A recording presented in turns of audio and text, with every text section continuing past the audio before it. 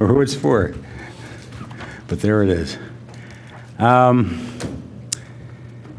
This is the September meeting of the Radnor Township Zoning Hearing Board. We have a very full docket tonight. We have 8 cases on the docket, a number of which have been continued from prior hearings.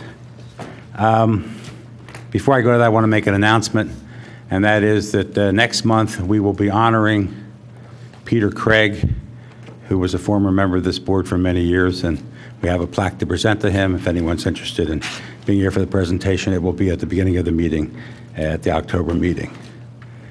And Peter has stated that he will be here to receive it. Any other business, John? Preliminary business? Okay. Well, do you want to go right to the first application and deal with those other things when we get to them? Any applications to come before us? Anybody seeking a continuance or anything else like that? Yeah, okay, good. All right, then the first matter to be heard is a continued hearing, appeal number 2915, 134 North Wayne Avenue. The applicant 134 Partners LP, property located at 134 North Wayne Avenue and zoned WBOD, that's Wayne Business Office District, seeks relief from sections 280.53.15 B, D, and F, and 280.119D in regard to signage. Good evening. Brad Palmer. I represent the landlord, 134 Partners, and we are representing the interest of the businesses in this property. As you said, this is continued from July in order to make sure that the advertising was done properly, which has been accomplished. I'll cut to the chase. You've heard pieces of this before already. The context of the appeal relates to the application of signage onto this property's unusual design and architecture. And when the historic conditions are married to the modern, oh, that's small. When the historic conditions are married to the modern sign ordinance, it creates a situation of hardship on the businesses. So we have proposed signage solution that would provide adequate visibility. I apologize if that's a little small. So regarding that, let me refer you to this photo slide that is also in your packet. The typical situation in Wayne is one business per facade. So what's unique about this situation is that there are multiple businesses per one facade, plus a special situation of below-grade businesses. So again, I apologize for the size of this. There are four retail businesses on this facade. 2 are up at eye level and have the large glass windows and are entered by walking up a stairway to go into their doors. 2 are down and below grade and entered by walking down a central step. So we're requesting a variance from the requirement on projecting signs.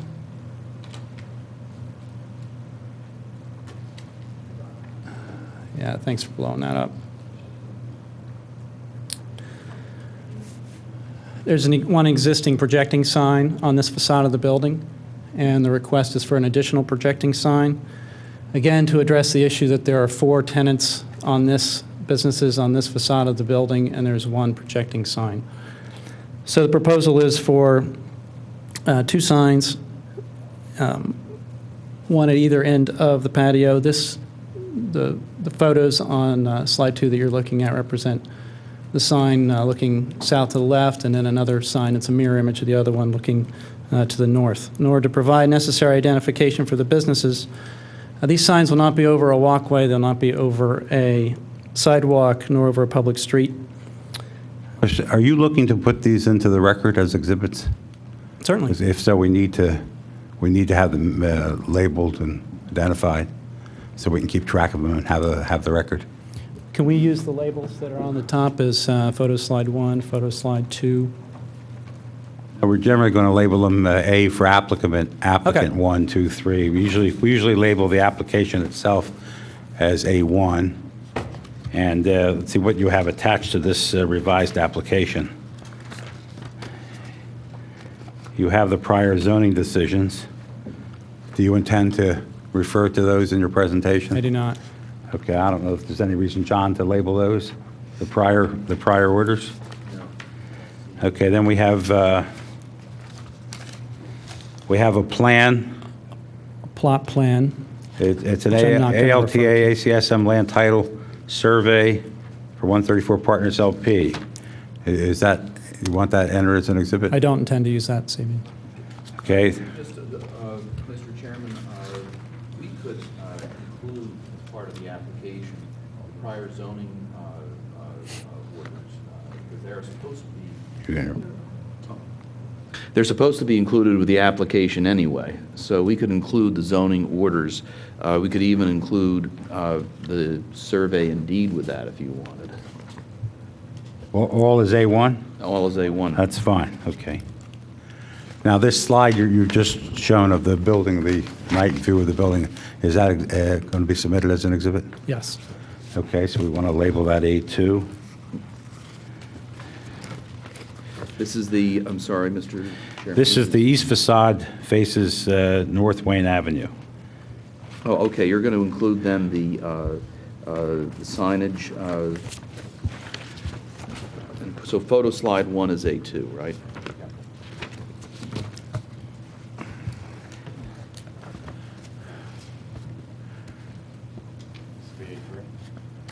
Is that the next in the package? Yeah, it looks like it is. Projecting signs.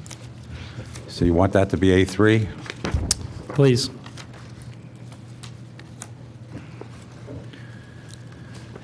And then the hinge sign, A4? I don't Yep. want to take you out of order. I'm just going by your application. That's fine. Adjoining properties, A5. Yes. And then there's a table in the packet, looks like this.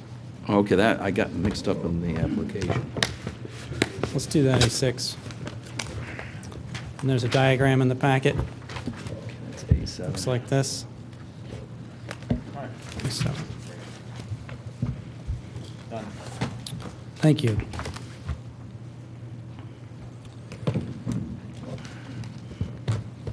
Referring specifically to these projecting signs, the square footage of the signs is within the allotment for the building. Can you keep your voice up? I can't hear you. Yeah, sorry.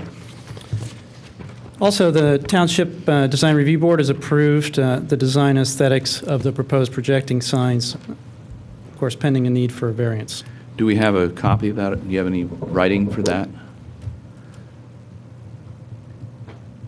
That's a great question. I don't have it with me this evening, and I was in that meeting. I'd have to look for that, written. But they did, your testimony is that they did approve it at that meeting. Yes.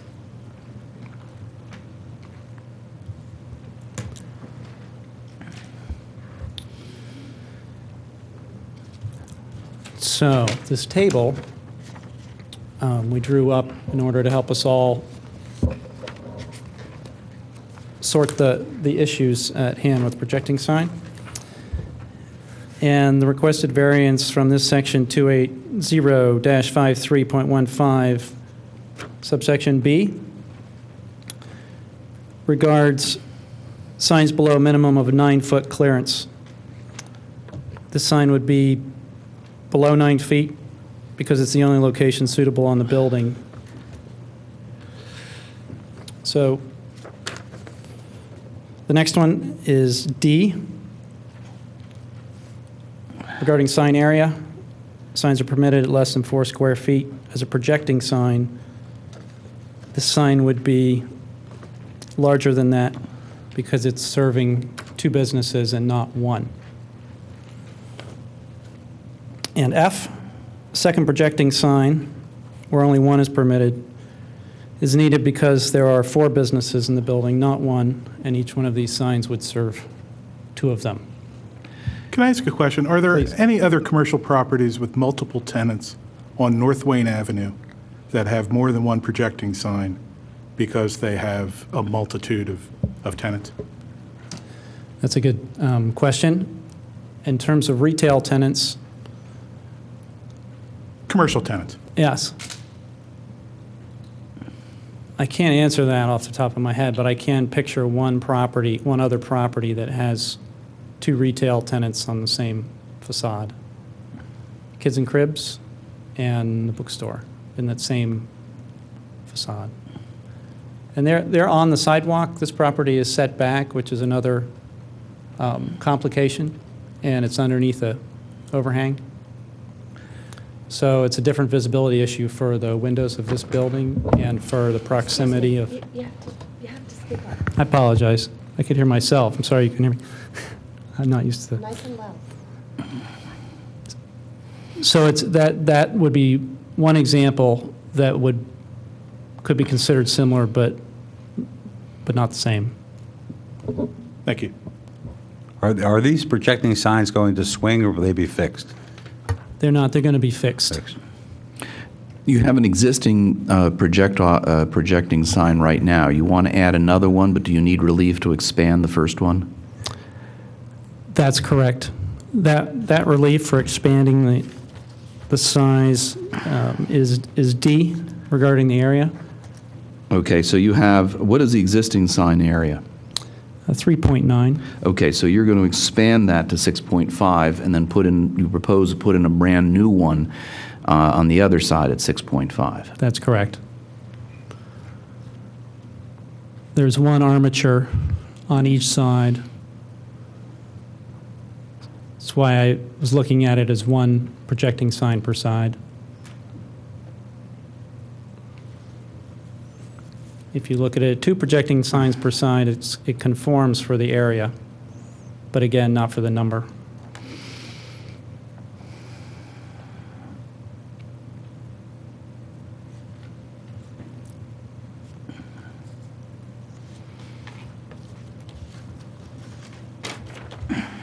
That area in front of this building where these signs would project into, that's not is that an ingress or egress to any part of the building? Or it's not the sidewalk, it's the up at a higher patio. level, right? Right, correct. There's a sidewalk between the street and the patio is ingress for all of these businesses. There's additional ingress on the side of the building for handicap access and for additional access. But yes, across the middle of the patio is ingress. But would anybody, for instance, leaving the building in the event of a fire, they wouldn't go past these signs? No, thanks for a clarifying question. That's correct, because there's a fence up on the south side from the building across the patio, so there's no way to On the south egress side? under this Can you sign. show us what that is? I have a tiny photo. Isn't the south side faces toward the railroad? Oh, no, that would be I'm referring to the south of the the- alley sign. That's the south side, right? South of the patio has a fence that runs from the edge of the corner of the building out toward the sidewalk. Okay. So no one will be transversing under this window in order to go around the building. You'd have to come down the middle of the patio to get around this fence. And then on the other side, there's a wall there that's shared with the Great American Pub. All right.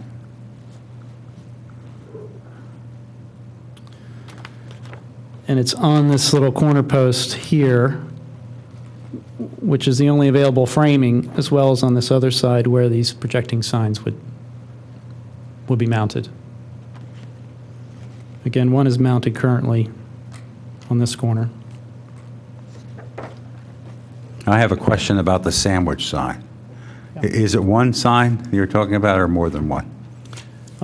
One for each end of the patio to serve the two businesses that are there below grade. And will that be up at that level you're referring to as a It would be on, patio? yes, it'd be on the patio level. So that is the... Well, if you're at the patio level, don't you already see the projecting signs? Well, projecting signs are designed to catch different angles of view, and straight on is a different angle. And these lower level basement retailers have minimal window signage. And also, a patio sign communicates the level at which these businesses are located. And the projecting sign for low-level businesses is meant as an additional piece that catches, that's visible from different Will angles the sandwich sign go on the sidewalk or on the patio? on the patio. And you said you're talking about two of them? Correct. Are they going to be attached in any way to the building or the, They're not proposed to be ground. attached. and what would happen if a wind gust came along? Well, the sign that's spec'd is a very heavy sign. It's not expected that I mean, the that would be an issue. 747 is very heavy, but it can fly in a wind. That's right. Yeah. So, I mean, you realize that the sandwich signs are specifically prohibited, and also prohibited are signs that are not attached. They're supposed to be attached, to the building.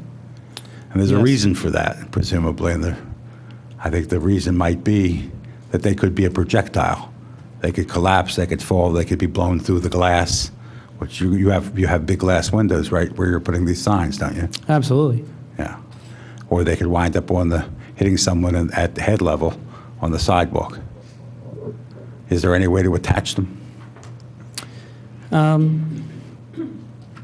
Yes, I considered that. They could be attached on the patio, Somehow chained down to a but it would be bolt or something? Yeah, it'd be an attachment so that these signs wouldn't be a permanent sign, but they would be removable. You'd pin them down. It's a concrete patio. It's an advantage to be able to have them move for the businesses because then they can invest in a sign that's not. The patio is, as you pointed out, it's for flow into the building. It also can be used for special events and other things. It's outside under the weather. So having a portable sign that has all of the quality characteristics of a more substantial permanent sign, being able to take that inside is really needed.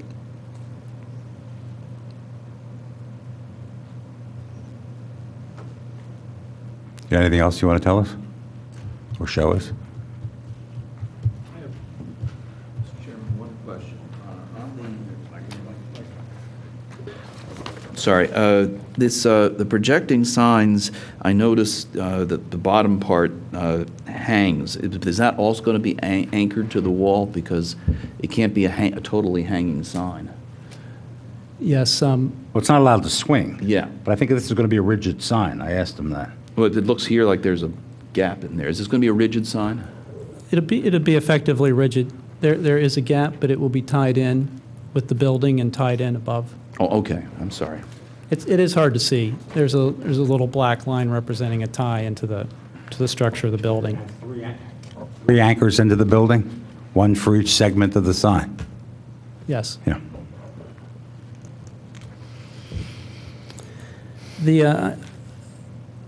I know that it's a bit of an unconventional solution in terms of how to solve these lower level businesses for their visibility and working with a patio and trying to figure out what type of sign would best serve them there. I could share an anecdote about one of those businesses, which is an ice cream parlor there. In the spring, when they were new, they're ramping up their sales, which happens in spring, and the trajectory is going up. And that's when they were served notice that these signs are illegal, and they realized that. They took it away. And their sales dropped off and went flat, and they then had to start again from the bottom up for momentum. And the point of that is that a visible sign for these lower level businesses in this particular situation where they're difficult to see, there's a lot of noise from these larger upper window businesses that are more prominent, and it's hard for folks to figure out exactly where this business is down low and how to get there. They think it's wonderful when you get inside, but the feedback continues to be that the residents are saying that they really needed some solution for adequate signage. And We worked with a professional sign company on it and an architect on it and a designer and got some feedback from Design Review Board. And we really feel that this is the best solution for this particular property where you're challenged being able to put signs on this old building and they only go in certain places. Excuse me. Those requirements were in place when you took title to the property, is that correct? Yes. And is your contention that the lower-level tenants aren't as visible as they'd like to be, your argument in terms of establishing a hardship that's sufficient to grant the variance that you're asking us for? Yes. There have been retailers in that lower level before. It was a different era than it is today. It was a lot quieter. There People's wasn't vision anybody was from, better? I mean, I don't understand. Well, I think to address the need for signage for these businesses is that the businesses clearly have a need for signage and for visibility, and the visibility is And constrained. the code provides for signage in accordance with the requirements of the Wayne Business Overlay District, correct? That's true. And one point I'll just go back to is the unique nature of a property that has multiple tenants in it. Is there a requirement that your property have multiple tenants in it?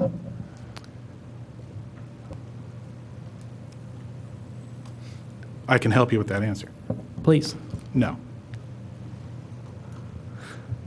I think I don't have anything else really to add other than that providing adequate signage here for these businesses in this property supports what the redevelopment of this building is trying to achieve, which is be able to bring small businesses into the Wayne Business Overlay District. And we get larger chain stores and credit tenants that are out toward 476 on Lancaster Avenue. I think one of the special things about North Wayne Avenue is it's the homegrown, it's all local businesses. And And we was want to that, support was them that the best way we within can. the Board of Commissioners' purview to consider when they adopted the zoning ordinance for the Wayne Business Overlay District? I think this building at the time was a single tenant, and it's such a unique building that it wouldn't have fit into a zoning ordinance that's written like ours is anyway. But certainly, I think you'll agree that North Wayne had other smaller, single proprietor-owned type businesses traditionally, including at the time the WBOD was adopted, right? Yeah, most of those benefit from having their own facade, not having to share it with the other ones. Okay. Which is the heart of the issue, I think, in this situation, is the sharing of the facade and how to overcome the challenge of that.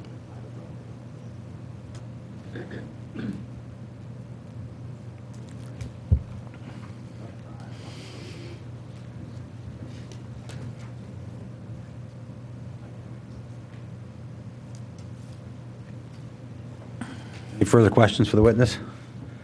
Chair will entertain a motion. Do we have Do to? we have any, you want to see if anyone else has anything to say about it? Oh, before we have discussion? Okay. Anyone from the audience want to comment on this application? No? Okay. Any motions? Yeah, I'd make a motion to grant the variance with respect to the projecting sign.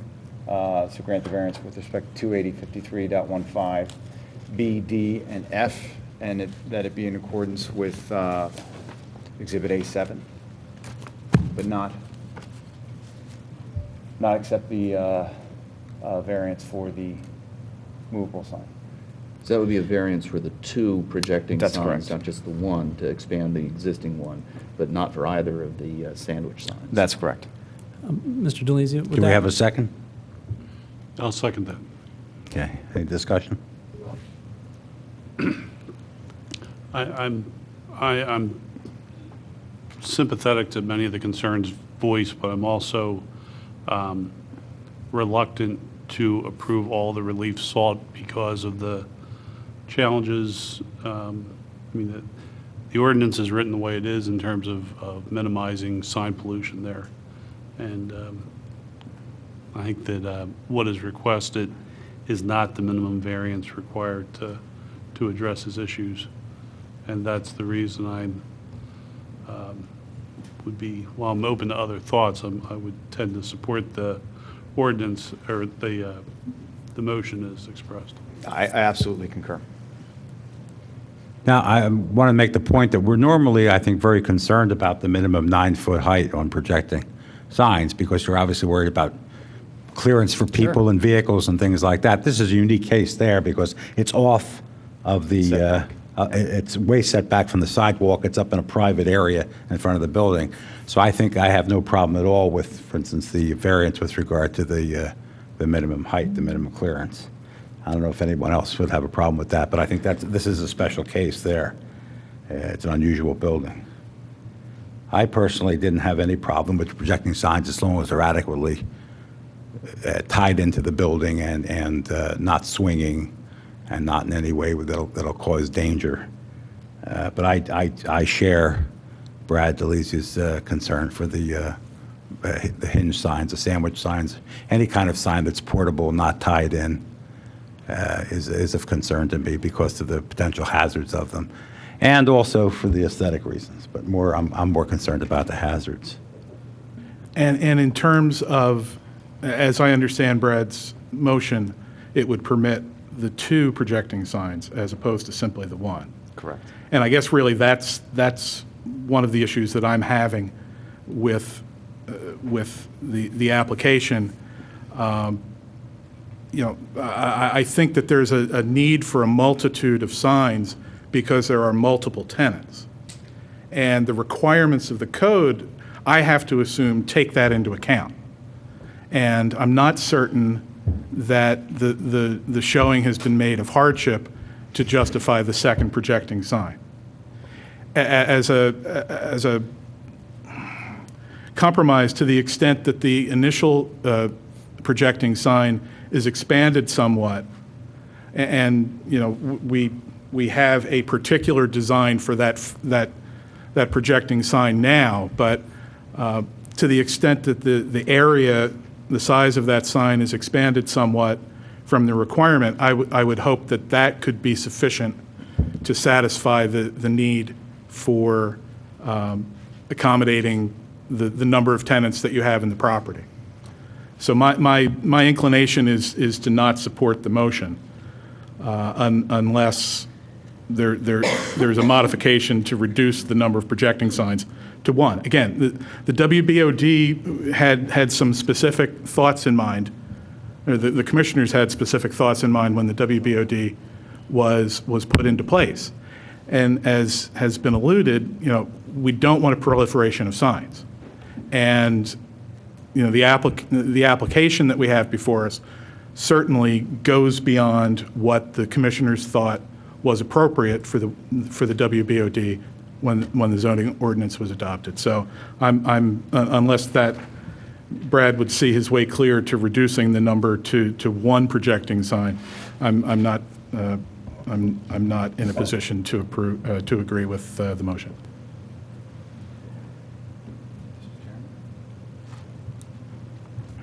Well, I guess we're going to put it to a vote. And I think we need to put it to a vote separately on each of the issues. First, let's have a show of hands on the sandwich sign, the portable sign. 2 of them, right? And the motion has been to... Well, Mr. Chairman, does the motion include the sandwich signs? So how can we vote? Well, the motion was that we deny the sandwich signs. I'm sorry. So all in favor of denying the relief with regard to the portable or sandwich signs, say aye. Aye. Any opposed? No one opposed, so the relief is denied with regard to the sandwich sign. Now, with regard, do you want to have us consider any lesser demand or request for projecting signs? Projecting signs? I don't. Because we're Mr. gonna Chairman, have I'm to- sorry. Can we just vote on the motion? Yeah, please? we're going to have to vote on the motion. I just want you to understand that. Okay, all in favor of granting the relief with regard to the projecting signs? Say aye. Aye. All opposed? No. Okay, it's 3-2, 3-1 carrying. you have your relief on the sandwich signs, not on the, I mean, on the projecting signs, not the sandwich sign. Now, do we need to, Thank you. we should refer to the exhibit Yeah, I did. and all that in the order? Thank you. It's actually, this will be a full opinion because it's not a grant, uncontested, for complete uncontested grant. You're going to get a full opinion. Thank you. Thank you.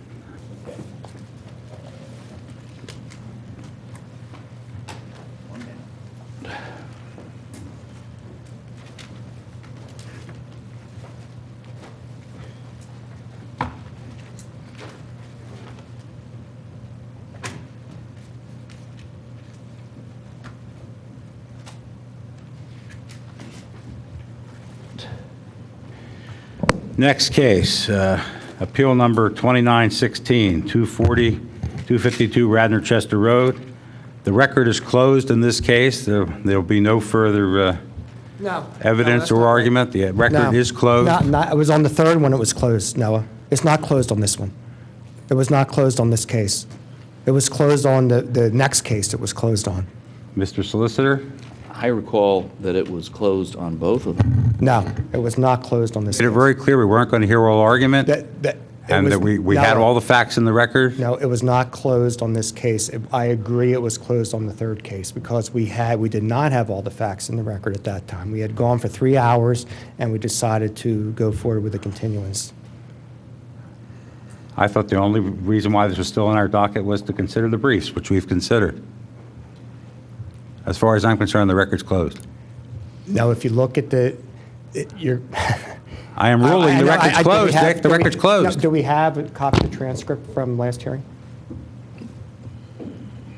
I don't know if we have a copy of the transcript in the file from last hearing. I would ask that that be reviewed if you do. Normally, I know Norma prepares them. I don't know if, I know in the past they've been prepared and submitted. I don't know if they're submitted ahead of time or at the close of the record.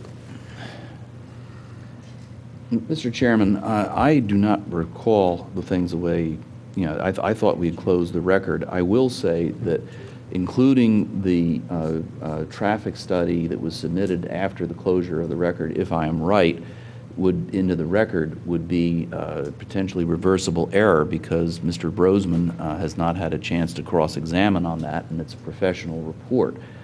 But my recollection is that the record was closed on both of this case and the following case, and that all we were doing was entertaining briefs. And that's my understanding. Does anybody else on the board have a different understanding? I don't have an understanding either way, and that then raises the question in my mind whether we table, get the answer, and then return to it.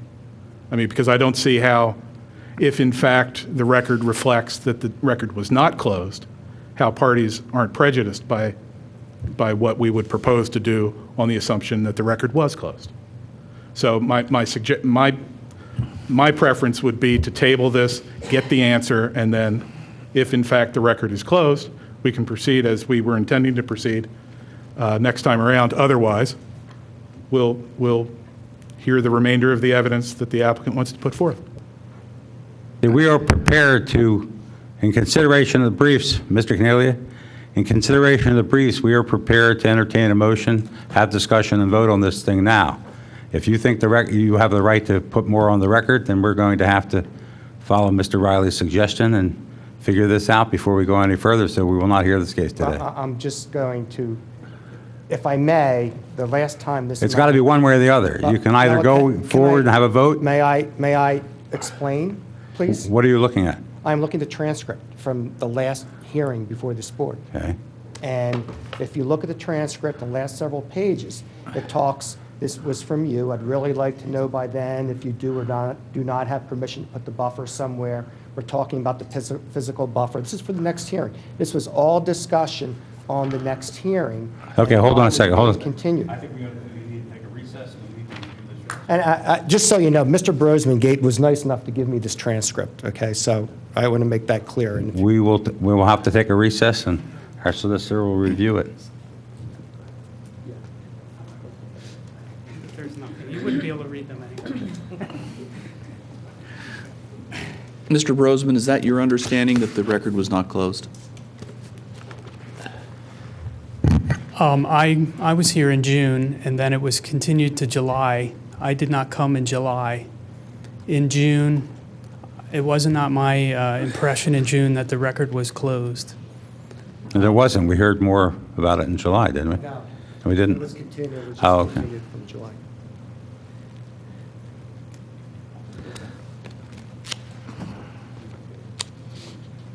Okay, we're going to recess for 5 minutes while our reads through the transcript.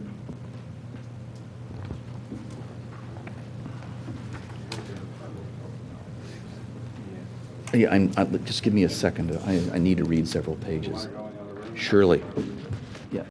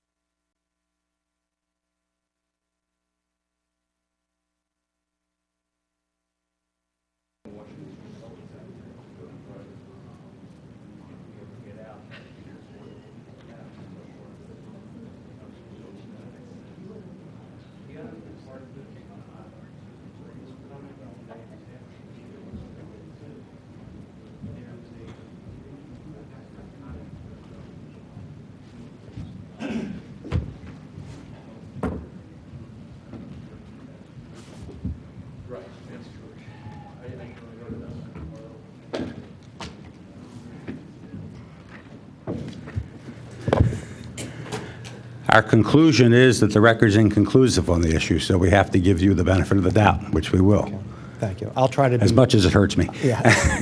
Now, I will try to be. well, our impression, though, all our impressions and from reading it, was that that the only possible two open issues other than the brief were that you were conducting discussions with the protesting party, with the opposition.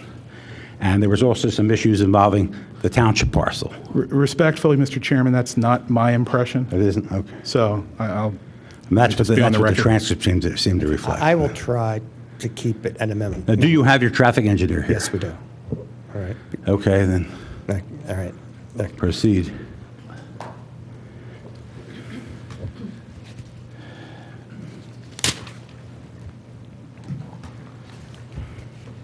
Shelley?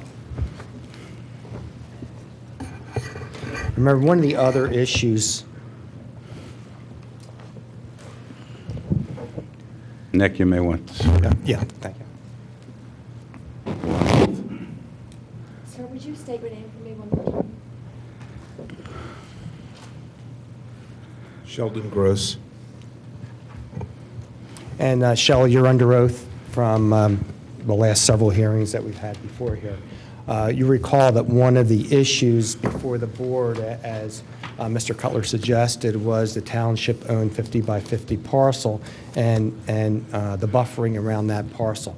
Have you spoke to the adjacent neighbors regarding that buffering? Yes. And did you reach an agreement with them as to how you would buffer that area if this relief was granted? Yes. And could you tell the board how that would be performed?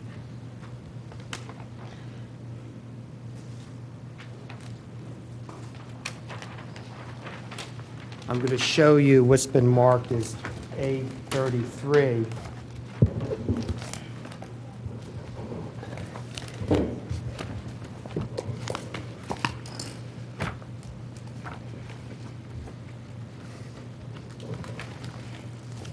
Is this a new exhibit, Mr. Cornelia?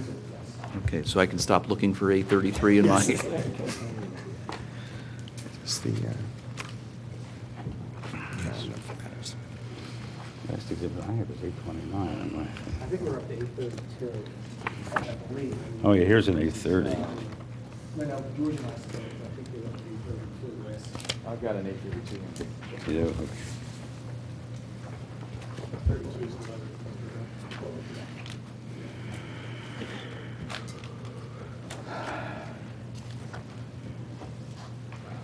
Is there next one? Nick, if you want to file.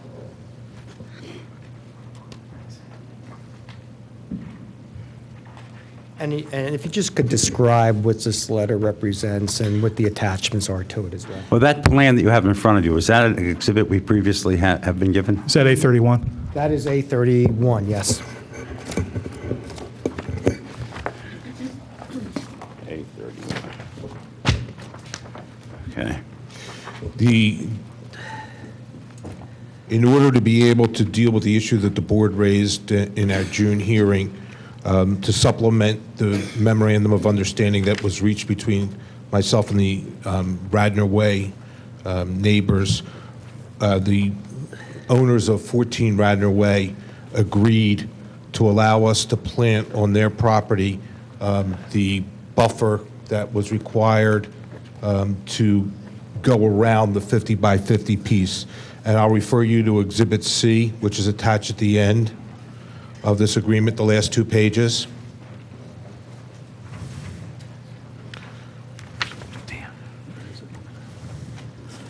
And Exhibit D, which is also an alternative. And this is an alternative that would go into place if we do not reach a resolution on the being able to put the planting buffer within the 50 by 50 area that is adjacent to our property. And I think this was raised by Mr. Ryan at the end of the last hearing in June, and we wanted to address that, so we reached an agreement with the neighbors. You're losing some parking, I take it. Now, we're talking about two different things. There's the planted buffer, and then there's the buffer strip. Yes. So you're saying the planted buffer would run around the township parcel onto the neighboring parcel with their permission. Yes, and also But the we, strip, you still need relief with regard to the strip. Yes, we would need relief on the strip in that area, just in the area by the township parcel. I think that's one. How many parking I spaces? thought you asked it for relief along that whole border for the strip. Didn't you? No, I believe No. we're providing it. On one of the plans, I think it Yeah, shows, there it is, it shows it. Yeah, if you look at Plan A, which is attached to Exhibit A, which is also attached to this document, this is an exhibit that was provided to the board previously, and it showed and this is what I think Mr. Ryan raised the issue when we were at our last hearing, or it may have been you, Mr. Cutler, that raised the issue about the planning, the buffer plan. Yeah, I raised the issue about the trees running through the township parcel. Exactly. And asked if you had any right to do that. And that was a valid point, so we wanted to make sure that if we are not able to make that arrangement with the township, that we had an alternative, and the neighbors at 14 Radnor Way have agreed to allow us to plant around that 50 by 50 area, and also, Mr. Ryan, to take away some of the parking spaces that are adjacent to that 50, currently adjacent to the 50 by 50 area. We're going to put plantings there. How many parking spaces will you lose, and how does that impact your compliance with parking? We wouldn't lose more than 6 spaces, and it has no impact on compliance with parking. If you recall, and I can hand up as an exhibit, that we have additional parking, but there's a reason for it, and I'll have that was just my next piece of testimony for Mr. Gross.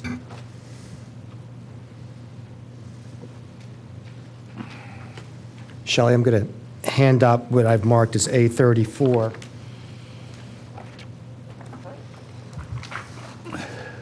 And if you could, as I'm handing it up, you could tell the board what it represents, please.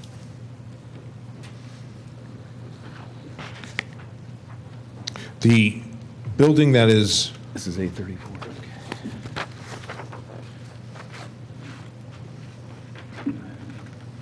the additional building that is being proposed is 70,900 square feet with a connector of about 2,000 square feet, a common lobby between the two buildings, and a common area between the two buildings. And then what we've done is we said, okay, how many parking spaces, Mr. Ryan, to address your question, how many parking spaces do we need pursuant to the code for the new building? And this is a calculation that substantiates the amount of parking spaces that are required. So it'd be 80% of the 72,980, and for the first 50,000 square feet, we need 1 per 200, and for the next 8,384 square feet, we would need 1 per 300. So that's a total of 278 parking spaces that are required for the 72,000 square foot building that's being built on the property. Currently, we have 491 spaces on the property. So the total spaces on the property would be 769. We're proposing 734, which means that there's a 35 parking space shortfall, which are going to come from the 491 spaces that are currently on the property that are under lease agreement with Mainline. They've conceded that they'll allow us to pull 35 spaces back. And let's just make certain that you're compliant. To go through this, both buildings are code compliant with the number of parking spaces.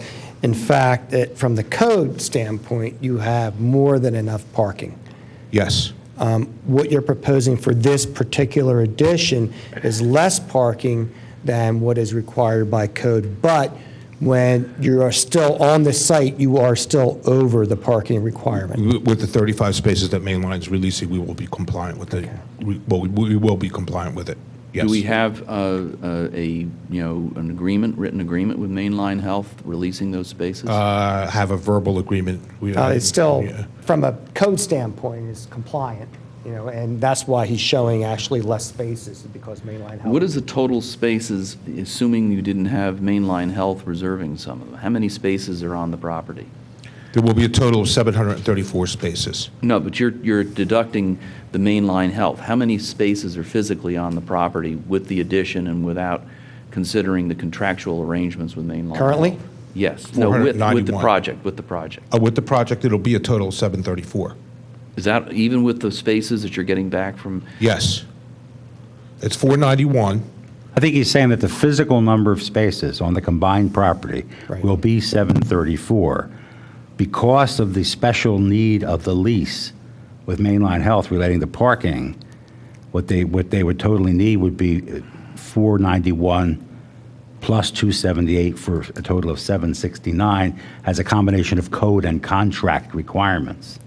But the actual physical spaces would be 734. Now, does that 734 take into account if you lose those spaces involving this township Yes. property issue? Yes, it will. So they have been, There's 6 spaces. so it's really, right now, you're showing then 740? Well, no, we're showing 734, but we're going to be adjusting the layout on the front of the building to be able to pick up those 6 spaces. Oh, okay, so there'll be no net loss of There'll space. be no net loss, no. We're just around that buffer. But keep in mind, the buffer actually sits immediately adjacent to our existing parking surface at this point in time. So what we're in essence doing is we're creating a buffer around the 50 by 50 area by eliminating existing parking spaces that are already there. We're going to take 6 of those away and then put the plantings around that area. Is the 760, I'm still, you have 700 and with this project and including the deduct for the area around the township square if you need it. Physically, you can provide 734 parking spaces, and you need 769. Is that 769 number inflated by some portion of the 734 that has to go to Mainline Health? Well, let me see if I can clarify that, Mr. Ryan. Today, on the property, there are 491 spaces that exist. Those are the existing spaces at 240 Radnor Chester Road. For the 70,000 square foot building, by code, we would be required to do 278 spaces. It says total required parking spaces under by right. So that would be 278. That may have been the nomenclature may not, but you're right, but it's 278 spaces. So if you take the 278 spaces that are required for the 70,000 square foot building, and you add 491, the total spaces that would be required on the property is 769, of which we have now asked Mainline to allow us to take back 35 spaces of the 491 to be able to use them to meet the code requirement for the 70,000 square foot building. Okay, but that, the bottom line is you have to have 769 physical No.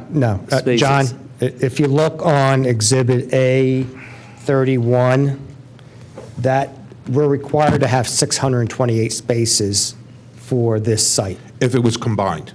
If it was combined. If it was a combined. I think the This is problem is we're combined. switching back and forth between concepts of code and Exactly. contract. And I think testimony before said that although they have to give them 491 spaces per lease, that in fact they rarely use all those spaces, only when they have certain special functions. That's exactly right. They I don't know do what you're trading. going to do when they have those special functions now if they give back space, because the cars will still come.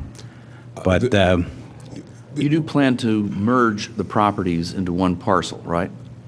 Yes. Yes, That's been the 252 will be testimony. merged. So isn't into the 250. only relevant number the physical number of spaces that this parcel can accommodate, which is, you need 734 on the combined parcel, on the 769 on the combined parcels as physical spaces. Forget contracts and all of that. You Right. need, and you to include all the improvements existing and proposed that you wish to place on the parcel. You need 769. No. According to code, According to code, you we need need 769. 628. Okay, where is that calculated? That's on A31. If it's 628, where are you getting these other? See, what he did, this is how they calculated it. Code for the entire site for the building requires 628 parking spaces. Mainline Health requires 491 spaces. What Shelley was saying is that by right, if this was an existing by-itself building, the new addition, it would require 278 parking spaces. Yeah. So that 278 plus the 491 comes to 769, but he's saying that Mainline Health has agreed that they don't need all 491, or they've agreed basically to reduce their lease agreement by 35 spaces, and So that's where we come with the number 734, which is still over the code requirement. Yeah, in other words, you're saying that if the parcels were separate, you would need to have 491 and 278? That's correct. That is And correct. if... That wouldn't be, I don't think it's 491, actually. It's less than 491, I believe. Is that required? Yeah, we're not required to have 491. I think it's 300 and, it's just under 400 spaces that are required by code for the 100,000 square feet. Like 628 less 278, that would be what Yeah, you're required. yeah, 300 and some odd spaces are required by code. But you've got a contract with Mainline Health that puts you over code in terms of your requirement as to the Mainline Health piece. That is correct. In other words, you physically have more spaces than you need for Mainline Health, but you have a contract with Mainline Health that requires you to exceed that. Yes, and if you go back, there was one of the exhibits that we had turned in previously from a letter from Mainline Health that said that they, if they were going to lease the 70,000 square foot building, that the total site parking of 730 spaces would be adequate for them. To address the question you had about, has Mainline Health agreed? What exhibit is that? The Mainline Health? It was A30. It was a letter from Mainline Health. So remember that the idea here is for Mainline Health to lease this additional space as well and move all their testimony's already been in the record for Mainline Health to move all their corporate headquarters or their corporate Administrative, people all yes. into this site. So it's as a code matter, it's your testimony that with the planned additions, you will still be over 106 spaces above what the code requires, and that you will adjust Mainline Health has agreed to adjust its contract to release spaces that they presumably don't need and put them back into supporting other parts of the property, which presumably they'll lease themselves. Well, they've basically said that if we're short spaces to meet the requirement for this new 70,000 square foot building, they're willing to allow us to take back some of the 491 spaces to be able to meet the requirement for the 70,000. I mean, what the letter says is, thus, if MLH decides to consolidate at 240 Radnor Chester Road, that's if they agree to take all the space in both buildings, it would need a minimum parking capacity for 730 vehicles. So this is conditioned upon them if they were to take both. This Okay. doesn't say anything about what happens if they don't take the other one and outside people are occupying it.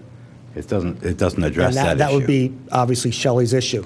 I mean, he'd be compliant with the Radnor So there's no- code. there's He no may have an agreement. issue with Mainline Health, but.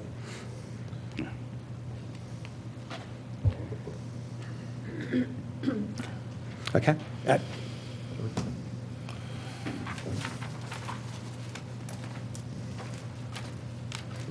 Were you going to put on something with regard to the traffic report? Yeah, that's next. Yeah. I was going to have George cross-examine if you wanted. Oh.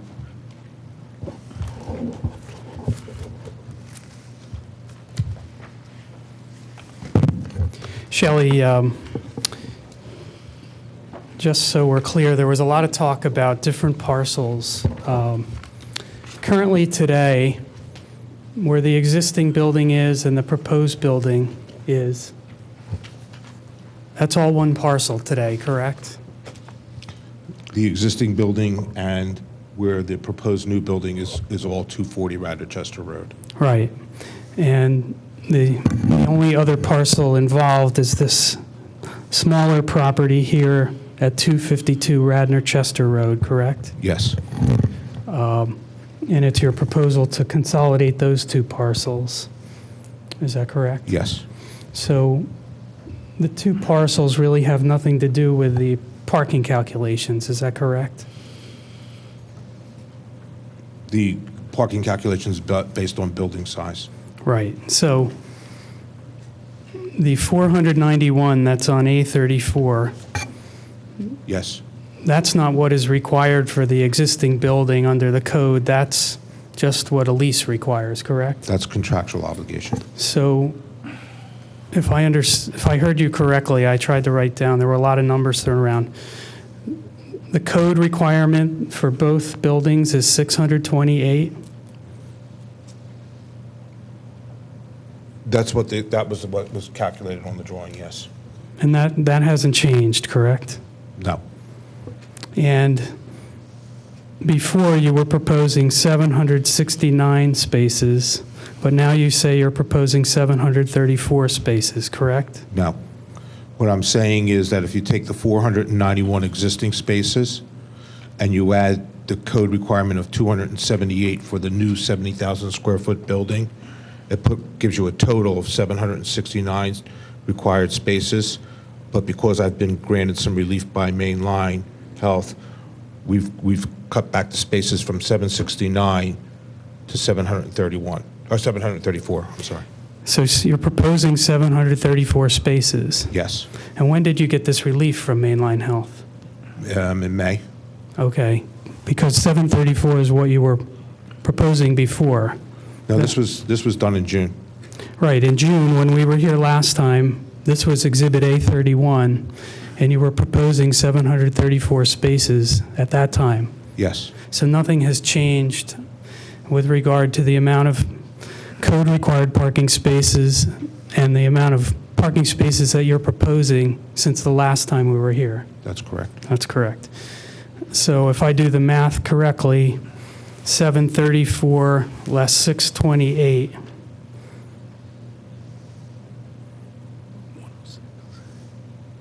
Seven, three, four, less 628. You have 106 more spaces that are required by code.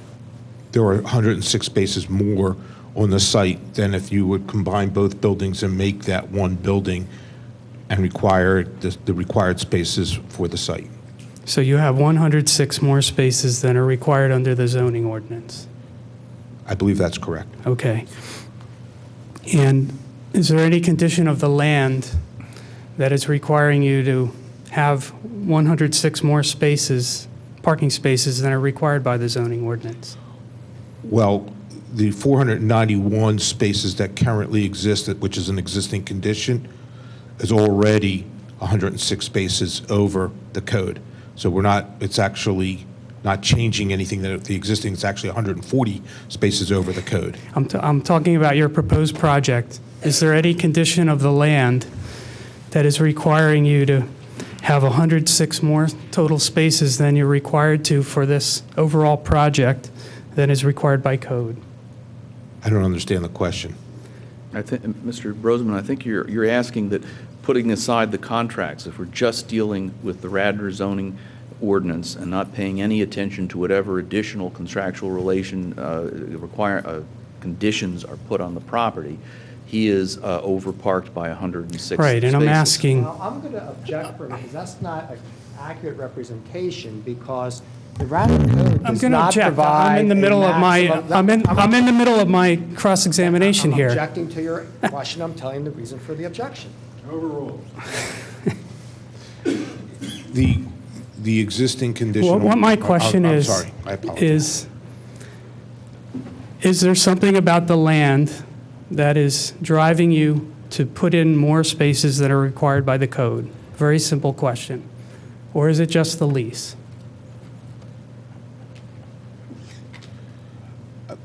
I'm somewhat confused because the land already has 491 spaces. on it. Forget about those spaces. I'm asking about the proposed project. The proposed project requires 278 spaces. Now, the proposed project, your plan shows requires 628. That's what the code says. Yes. Okay, Is there something about the land, unique about the land, that says this, when you add this building to the existing, that you should have 100 plus more spaces than you're required? I can't answer it because I don't know what unique about the land would be. I know that we're putting the parking spaces in required for the 70,000 square foot building. Well, you're putting more in as the numbers indicate, correct? No. No, because the 70,000 square foot building requires 278 spaces. We went over this before, but the 70,000 square foot building and the existing building will all be on the same parcel, correct? They're two separate buildings. But they will be on the same parcel, correct? Yes. So you have to have the parking required for both of the buildings, correct? I have to have the parking that's required for both buildings. And you have more than you need by code, correct? George, Is your theory that there's something in the code that keeps someone from having more than so many spaces? No, not at all. Because that seems to be where you're going. And I No, don't where I'm understand. going is, they're asking for variances here. One of the variances is to significantly expand this parking structure, which needs setback variances. From my client's property, there's a 0 setback line. So one of the variances they're asking for is to significantly increase that. And the reason they need to do that is because, in part, because they're building so many more spaces than are required by code. So it's my position that there's no condition of the land that is dictating to them that they need to increase the size of that structure and bring that many more cars to the site, create that much more traffic, that it relates to a lease they have with Mainline Health. And where are they putting all that parking? They're putting it over here with no setback. So that's where I'm going with it. So your theory is that the hardship is self-created? And the It's- nature of the lease, is that where you're going? It's self-created. It's not a hardship relating to the land. It's not the minimum variance that's needed because they're building more parking than is required by code. It fails just about on every test for a variance. That's my theory. I mean, I have to say, as was indicated in the opinion the last time around, I personally am concerned about, the lease was entered into, whether it was a good idea or not, it was entered into. Excuse me, John. Mr. Chairman, counsel is cross-examining the witness. Now we're heading off into argument and analysis I of withdraw. issues. Let's stay on track. We got a lot of people here. The idea is to try to focus this cross-examination because I think the witness was confused as to where he was going, and I was too. Isn't it Now up I to Mr. understand. Brosman to determine the focus of the cross-examination? Well, I Well, I guess hope if this were a everybody- formal trial, it would be, but since we have an agenda and we have to get the facts so we can make a decision, I think we need to Well, I direct the think I'm facts. done. I think I'm done. I think I've completed my cross-examination of Mr. Gross. Thank you. Thank you.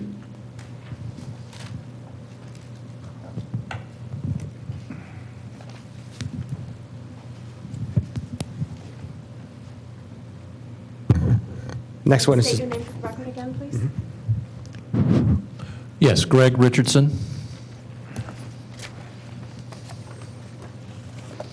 And Greg, you have been sworn in and qualified previously, and you're still under oath. I understand. Now,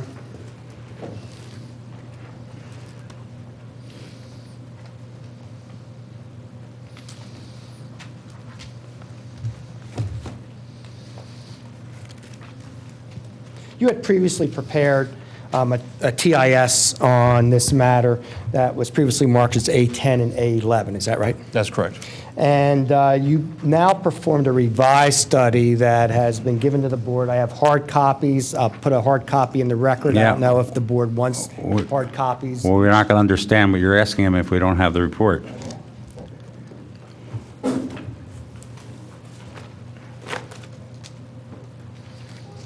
This is the same one was emailed, so I have one. And this will be A35.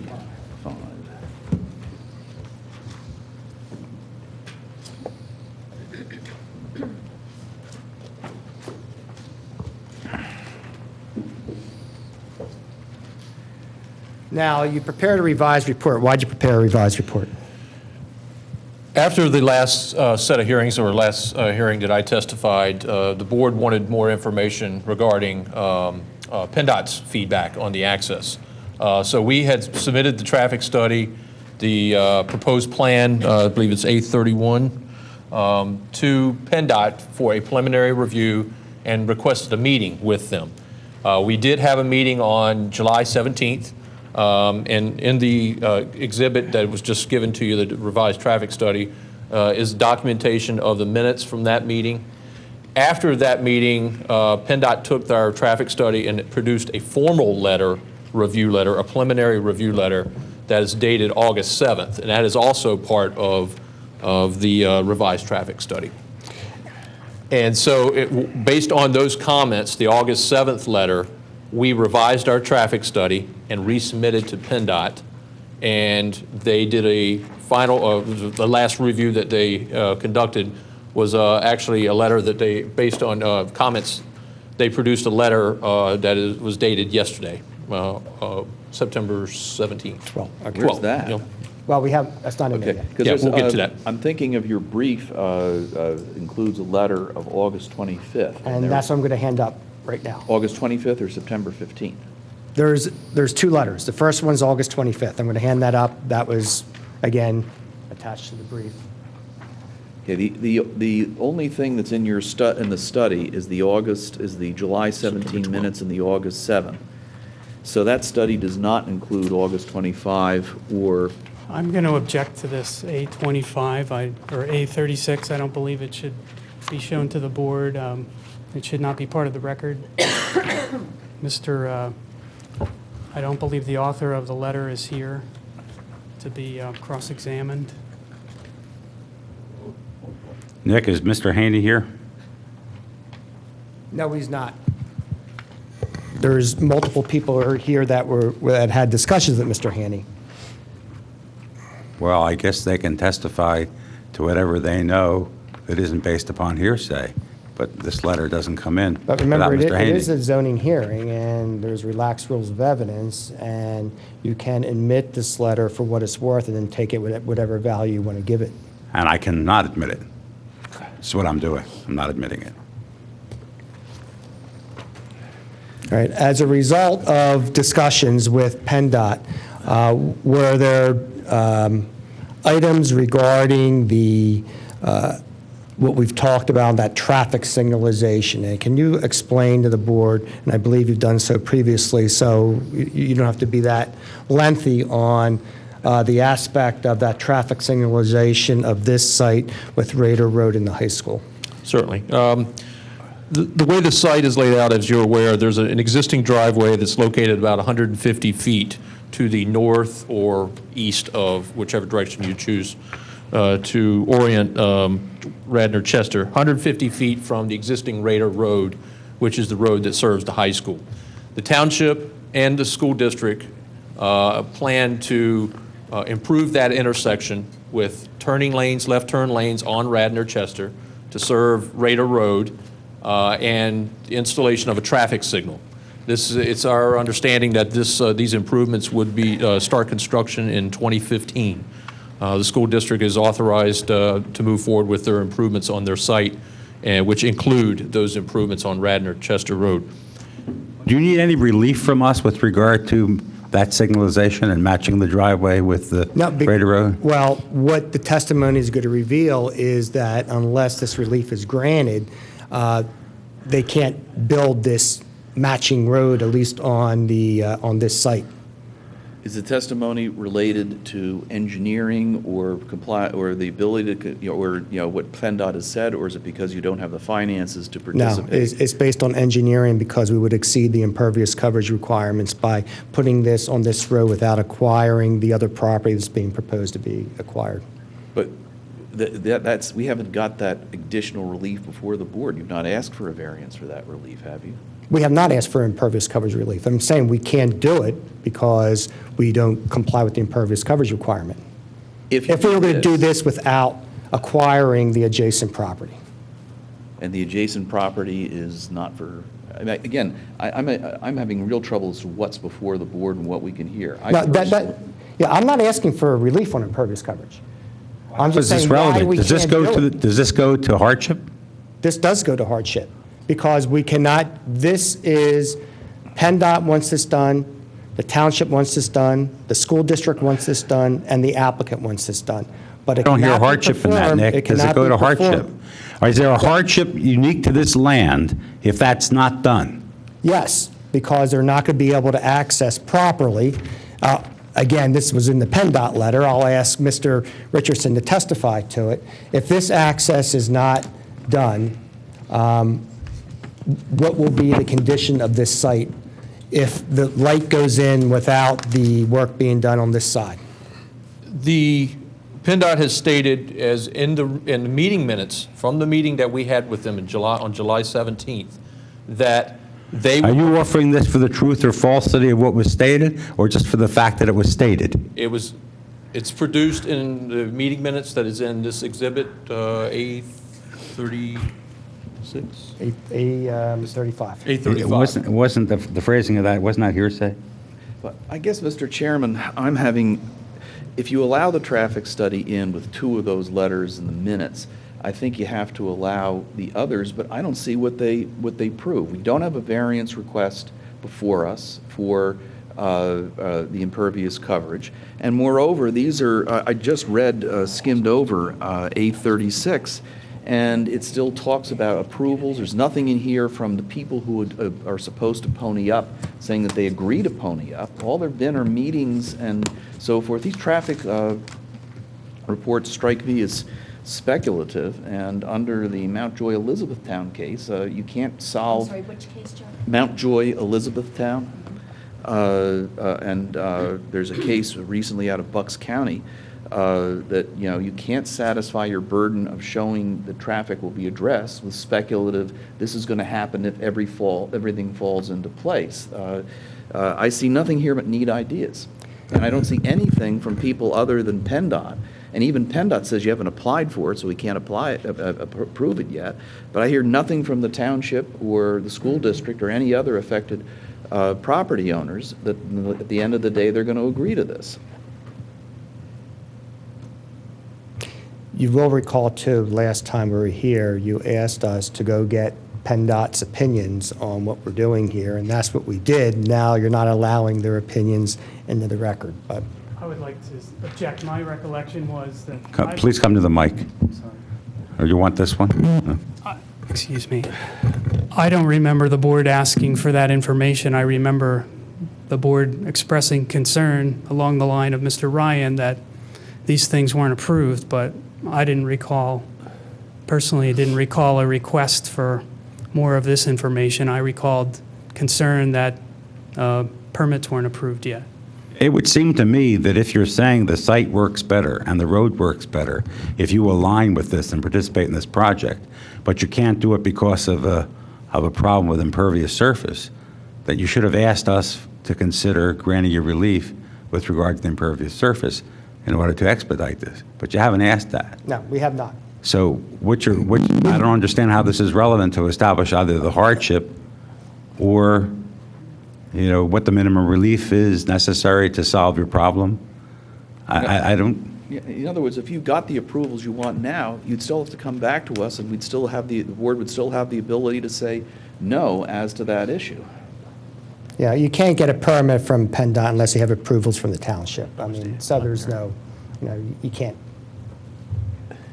they're not going to give you a permit without township approval. So But you could get presumably preliminary land development approval conditioned upon getting relief from this board with regard to the impervious surface that would be generated by it. You could do that, and then you'd have some basis for going back to PennDOT. But there's nothing in front of us right now that I don't think this is relevant to. What's relevant in the traffic study is whether we think this is going to adversely impact on the health, safety, and welfare of the community by dumping more traffic on Radnor Chester Road and at the 2 failing intersections at either end of it. I will ask Greg to address that. Greg, you performed a TIS on this, and what did your TIS reveal as to the impact of traffic on the surrounding roads? The results of the TIS are that we comply with PennDOT's requirements for increases in delays and levels of service. Without the traffic improvements. Without traffic improvements, yes. That traffic improvement would be retiming of the traffic signal at Route 30 and Radnor Chester Road. Okay. And that's what was, and you're basing on the traffic counts that you took for the first traffic study, right? You haven't redone the traffic accounts since June. No, because those volumes are acceptable to PennDOT. As long as they're not 3 years old, they would be acceptable. We won't have to recount until some later date if we have to. So the only change from where we were is that the traffic, you assert that the traffic will be improved if these improvements are agreed to, but that by itself the traffic is acceptable. What improvements are you referring to? The whole road widening and all these projects that people are talking about in the PennDOT letters.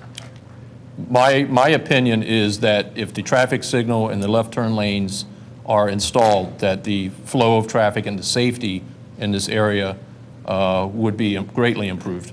What would happen what would happen to traffic if none of this ever happened? If the Radnor-Chester Road stays the same, what would happen? What would the impact of the proposed development be on traffic in that instance? If you didn't do any improvements, Just Radnor-Chester Road stays the way it is. then there would be impact. And it would be a positive impact? Without a traffic signal and without left turn lanes? Yep. It'd be a negative impact, right? If for our driveway, we don't show any impact as far as negative impacts. If it was expanded, the driveways can operate without a traffic signal. It's just going to be very difficult to be pulling out onto Radnor-Chester Road. With the existing conditions, it would be very difficult when that traffic signal is installed and the left turn lanes are installed. It's going to be very difficult to access this property without relocating the driveway to line up with Radar Road. And that's part of that relocation is part of the proposed traffic improvements and would require additional relief or impervious from this board. No, if we did not acquire the adjacent property and build this building that were being proposed here, if we were going to do the improvements as contemplated by PennDOT, we would have to come here to request relief from the board. But you own both of the parcels. This is a different parcel that you need to acquire? The parcel to the right is the parcel we're acquiring on A31. So that's not currently owned, right? It's under agreement. It's under agreement. They don't own it. See, and the reason that we're doing this whole project is dependent upon acquiring this parcel to build this building. Yeah, and you have an agreement. Obviously, if we're not going to build the building, we're not going to acquire the parcel. It's just that You have an simple. agreement of sale, though, right? We have agreement of sale. Or an option? We have agreement of sale. Did we ever get that in the record? I just can't recall. A redacted copy of that? Should be attached to the application. It's like, it's early on, A2, Yeah. A3, something like Okay. that. Yeah. Or A4, maybe. Say 3, John. Okay, thanks.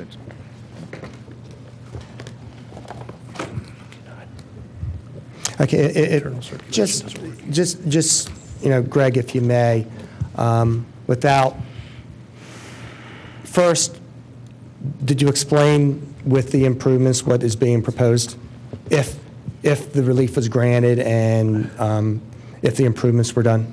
Did you go through that? I'm sorry. Well, I can briefly state that if the relief is granted, the driveway would be relocated to line up with Radar Road.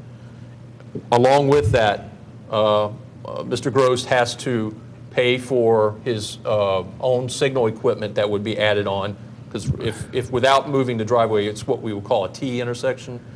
If Mr. Gross was to line up, he would have to install additional traffic signal equipment to the signal to serve his approach. So he would have to foot the bill on that.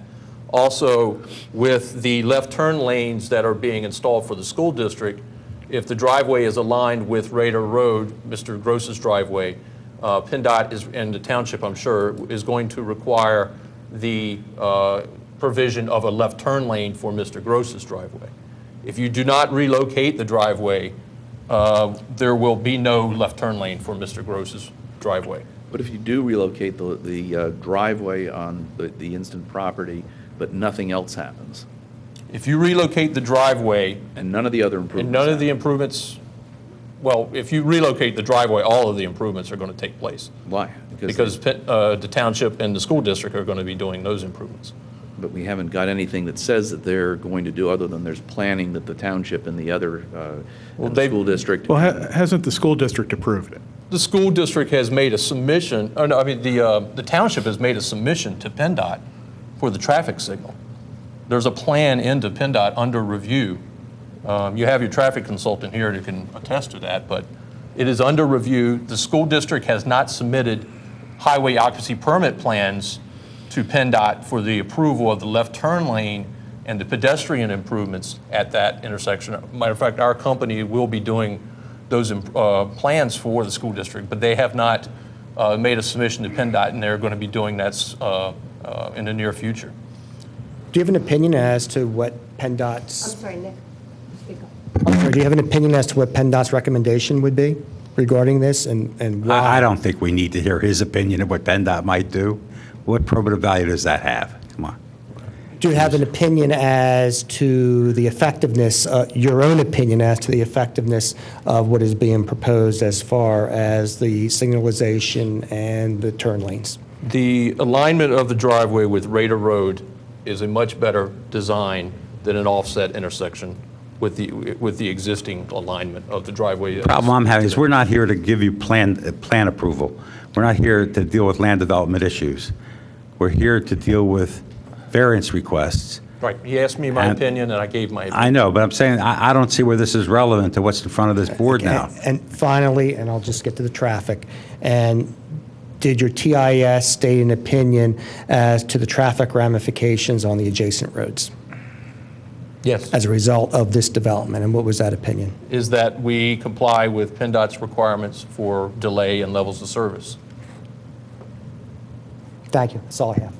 Mr. Chairman, I think we're sort of in a position where some of these letters are in and some are out. Is that where we want to be, that A36 is out and the two letters and the minutes and the... Any letter that's signed by someone who isn't here is not in the record. I will not allow it in the record. Okay, so that means that the letter that was attached to the appellant's brief from PennDOT is out of the record. It's in the traffic study, too. Then it's out of the record. I know. That letter's in the traffic study. I just want to be sure. I mean, I don't think they stand for very much whether they're... I mean, we're entitled to question the signer of those letters, and Mr. Brosman's entitled to question them. And without those people here, I don't see where they have any authenticity that we can accept. Authenticated.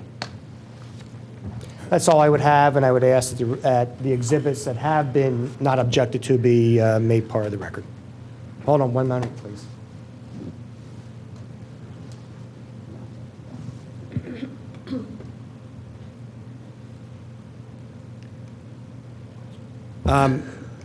Mr. Gross has asked me to request a continuance in that we would bring in PennDOT to testify personally on these issues. I object to that. They should have been here. Sean, do you think that would add anything to the issues that are before us? To be perfectly honest, I think that, there's an argument that they could be let in, but I don't think they mean anything. I think it's speculative stuff. I mean, let's, for argument's sake, let's just say that doing these improvements would be the most wonderful thing that ever happened to Radnor. That everybody is going to want to have it happen, and they're all going to want to contribute, and everyone's going to cooperate. That's not in front of us now. I mean, to the extent that it's supposed to be an incentive, it may go to the issue of how much harm this may be doing to the community traffic-wise, but other than that, it really has no relevance, because it has nothing to do with whether you have the right to extend a parking garage in a way that violates the setback requirements. It has nothing to do with the ability to eliminate a required buffer strip or to not have or relocate required plantings as a buffer. It really doesn't have anything to do with it. So I don't know that it makes any sense for anybody to Mr. continue Chairman, this any further. Is the proposition that every piece of evidence that we admit into evidence should prove each and every facet of the applicant's case? Or is this germane to a particular issue that's relevant to one portion of a multifaceted application? I frankly would like to hear from PennDOT. It would, again, if there's a concern about the authenticity or credibility of the letters that have been presented to us, we can satisfy that, and Mr. Brosman will have the opportunity to cross-examine. But the fact that hearing from PennDOT doesn't do anything about a buffer strip or the size of a parking structure, I don't see the connection, and I don't see that as a basis for not hearing from PennDOT. But the applicant had the ability to have PennDOT here today. This hearing's been scheduled for quite a long time. They submitted things that require PennDOT's authentication, and they have done nothing to authenticate them. The hearing, at some point, we have to stop taking in evidence.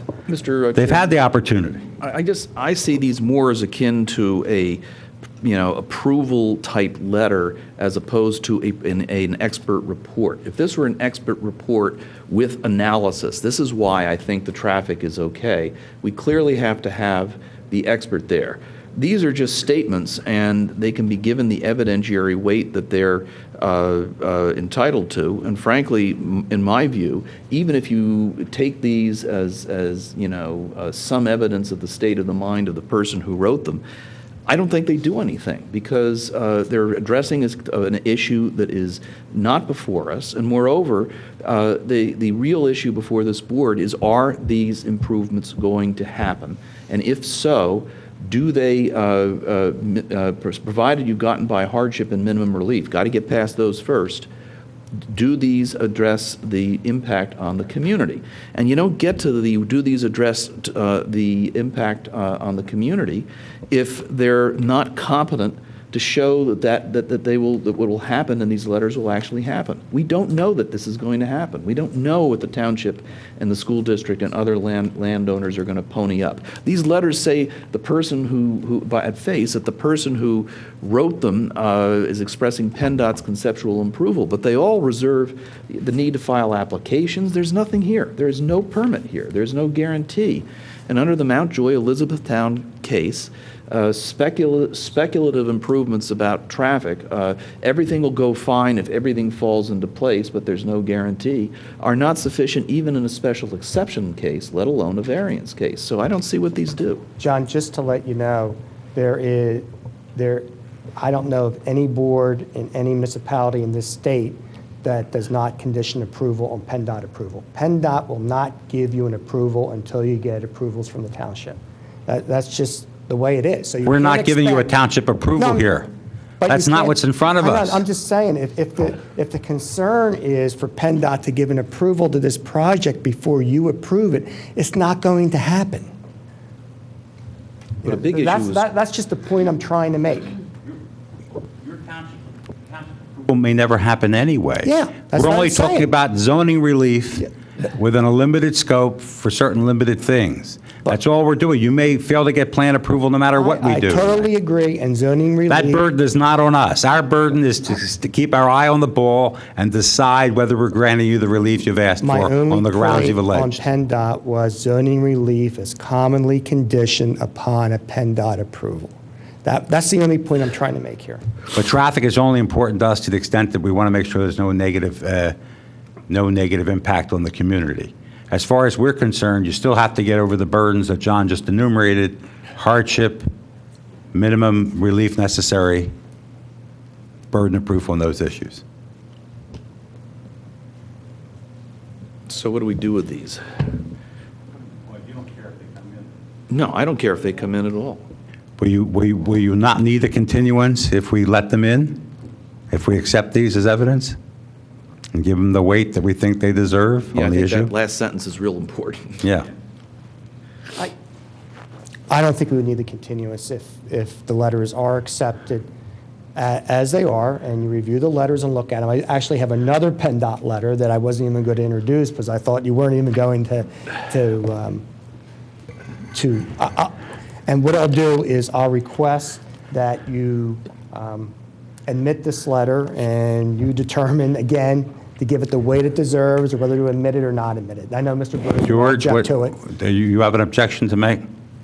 Here it is, so. For the record, I'm objecting to the PennDOT letters, and you may overrule me, but I'm noting that for the record. He's entitled to do that. We don't have to agree to it, but he's entitled to do that. I just, will reiterate my own personal view. I'm not on the board. I'd like a minute to consult with you in private about this. Yeah. Before I vote.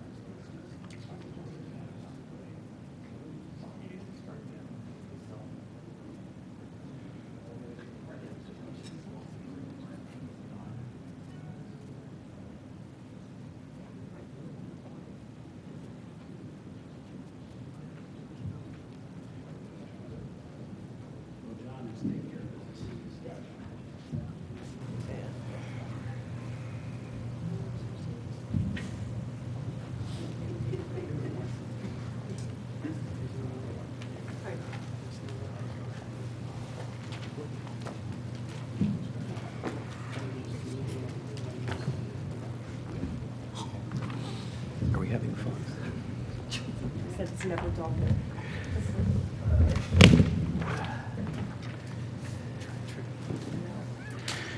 Okay, back on the record.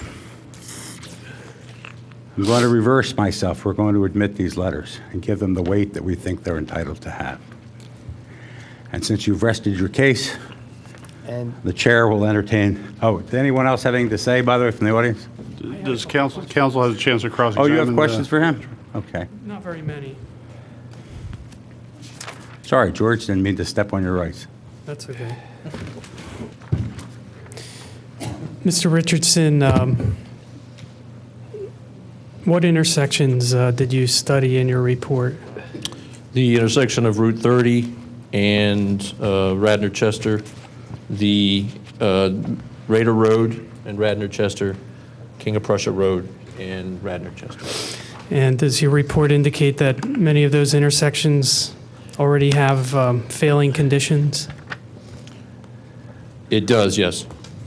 And would adding 73,000 more square feet to the 100,000 square feet that's already there add more traffic to those intersections? Yes, it will. Now, you said that you believe that this project met PennDOT standards. Is the zoning hearing board or Radnor Township bound by PennDOT standards when they're analyzing impact of traffic on their roadways? I'm not aware of what the board, and what, if it's within their purview or to consider it or not. That's all I have. just one on redirect. Sorry, Greg. Did you do a study on how much the delay would be at the intersection of Radnor Chester and Lancaster Avenue? Yes. And how much delay are we talking about? For Per movement? Well, it depends on the movement, but PennDOT has a requirement that you cannot increase the delays in an intersection by more, for intersection, and also they typically will look at individual movements, and the requirement is that you don't increase the delays on those particular intersections by more than 10 seconds. We do not increase the delay by more than 10 seconds at these intersections. So therefore, that's my statement is that we comply with PennDOT's requirement. Is that with or without this work at Raider Road? That- With or without? That's with or without, because those are off-site intersections and would not be affected by what would take place in front of the site. I'm going to show you what's already been marked as A11, and I think that's just vehicle trips, yeah. I believe you already did a study as to the timing or the delay at the various intersections. I believe you said some intersections actually would be improved and some of them would have a slight increase in delay, and if you could just tell the board what Yeah, in the Exhibit A, I'm sorry, I got the number. the traffic most study. recent traffic study that was handed up, which is A30. A35. 35. There is a table in the executive summary, Table I, that lays forth the delays at the intersections that we analyzed. Just to correct myself in one small instance, there is one additional intersection that we did look at that I didn't mention, which was the Radnor-Chester Corporate Center, or the office for Brandywine Realty, their driveway, the signalized intersection that's between our site and Route 30. We did look at that one also. But the delays as shown with the site at these intersections that we analyzed, there's a table that shows with and without the site being built for the years 2016 and 2021. And in every instance, we are less than the 10% increase in delays. Thank you, that's all I have. Anyone wants to be heard from the audience? Come up, please.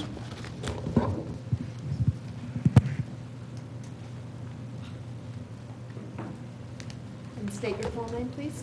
Virginia Hart. I live at 15 Radnor Way, And Hart is spelled H-A-R-T.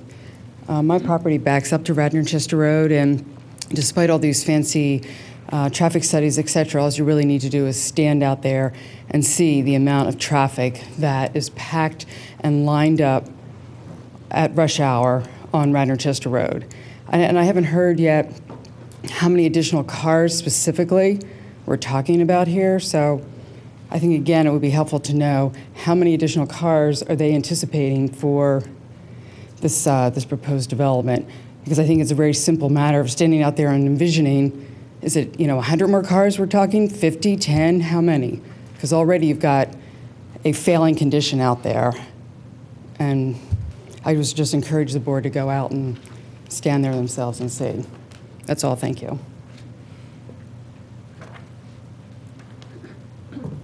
Well, presumably, the number would be 278 additional cars, but not necessarily at any given time, because that's the number of spaces they're going to provide for the new building. So that's the closest the record can give you an answer right now. Anyone else wish to be heard on it? Okay, Chair will entertain a motion.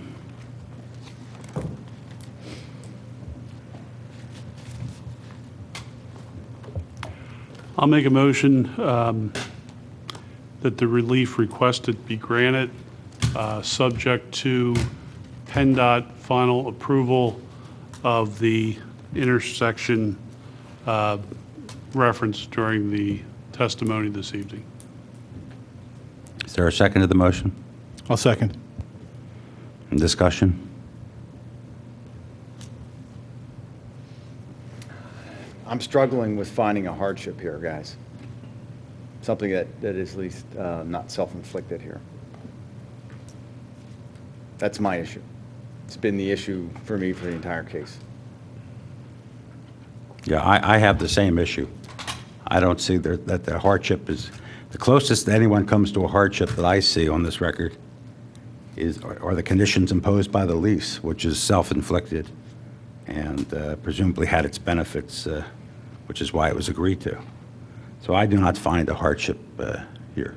Yeah, I love the work that would be done to the road. I think it would be fantastic for the community, but granting the relief to do that is not something I'm willing to do. Sounds like the township might do it anyway, but it's a problem. They need to fix it, just like on Route 30. And I think the buffer strip issue, as opposed to the planning issue, is actually a use variance and not merely a dimensional variance, because it goes to what that land can be used for. And so I think you have a higher standard of hardship, and I really don't see any non-self-created hardship to justify the relief. Is there any other discussion? I understand that, we're asked to consider what is in front of us and not what could be. So, is there any scenario where this proposal could move forward? I mean, obviously, one concern that I have with the proposal is the excess number of parking spaces on the combined properties. And mindful of our charge to, if we do grant relief, to grant relief that is the minimum required, that is a sticking point for me. But it is,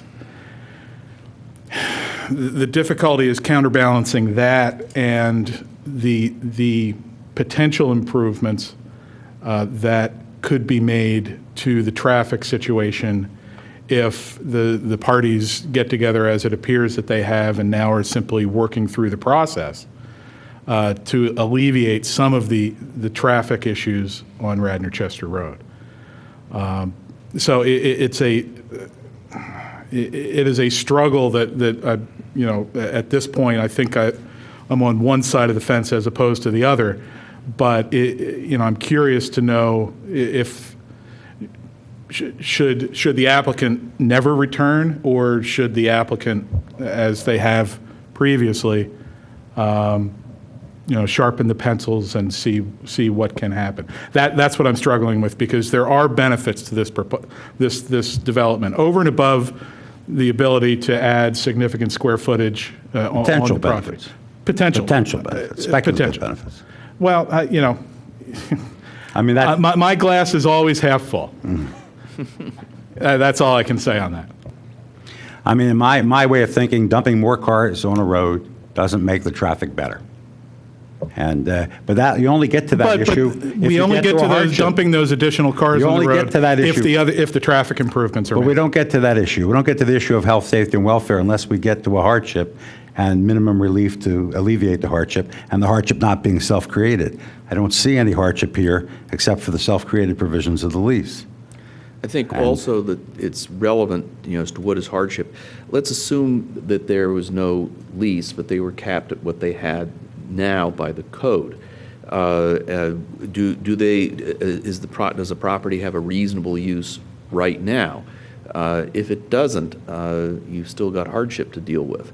That's before you add on, well, the lease takes away development rights, and then whether that's self-created hardship and so forth. But if the property were constricted to the square footage that's there now, and it wasn't a private contract that was restricting it, does this property have a reasonable use as it is now? I would be inclined to believe it does. In fact, both the properties do.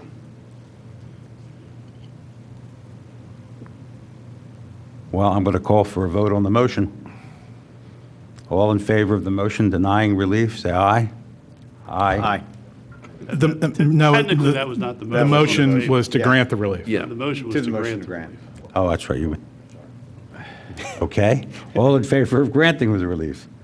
Aye. All opposed? Aye. Nay. Nay. Is the word. Yeah, sorry. It's 2-2, John. 2-2 means it's denied. It's denied. That's your answer. Next item.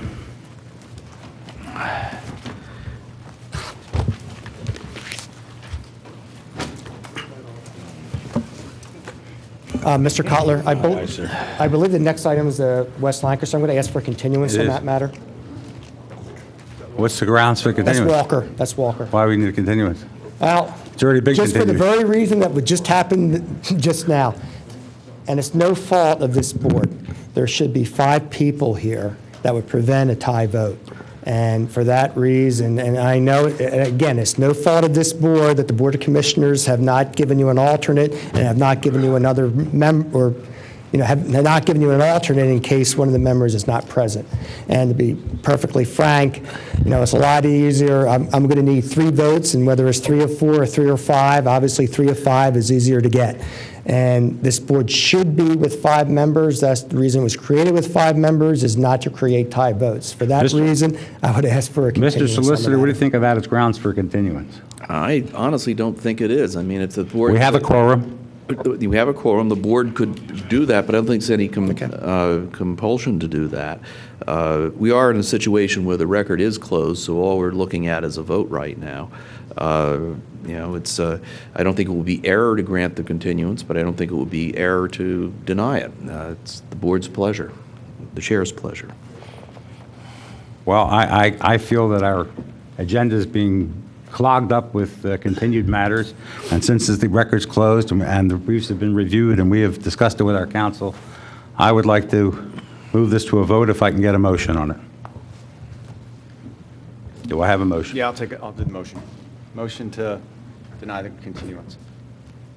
No, not on the continuance. I've already ruled on that. What do It's you not going to be a want motion? continuance. We're voting on the relief sought. Oh, gotcha. All right. I'm not prepared to do that yet. Okay. Someone else wants to do it, correct?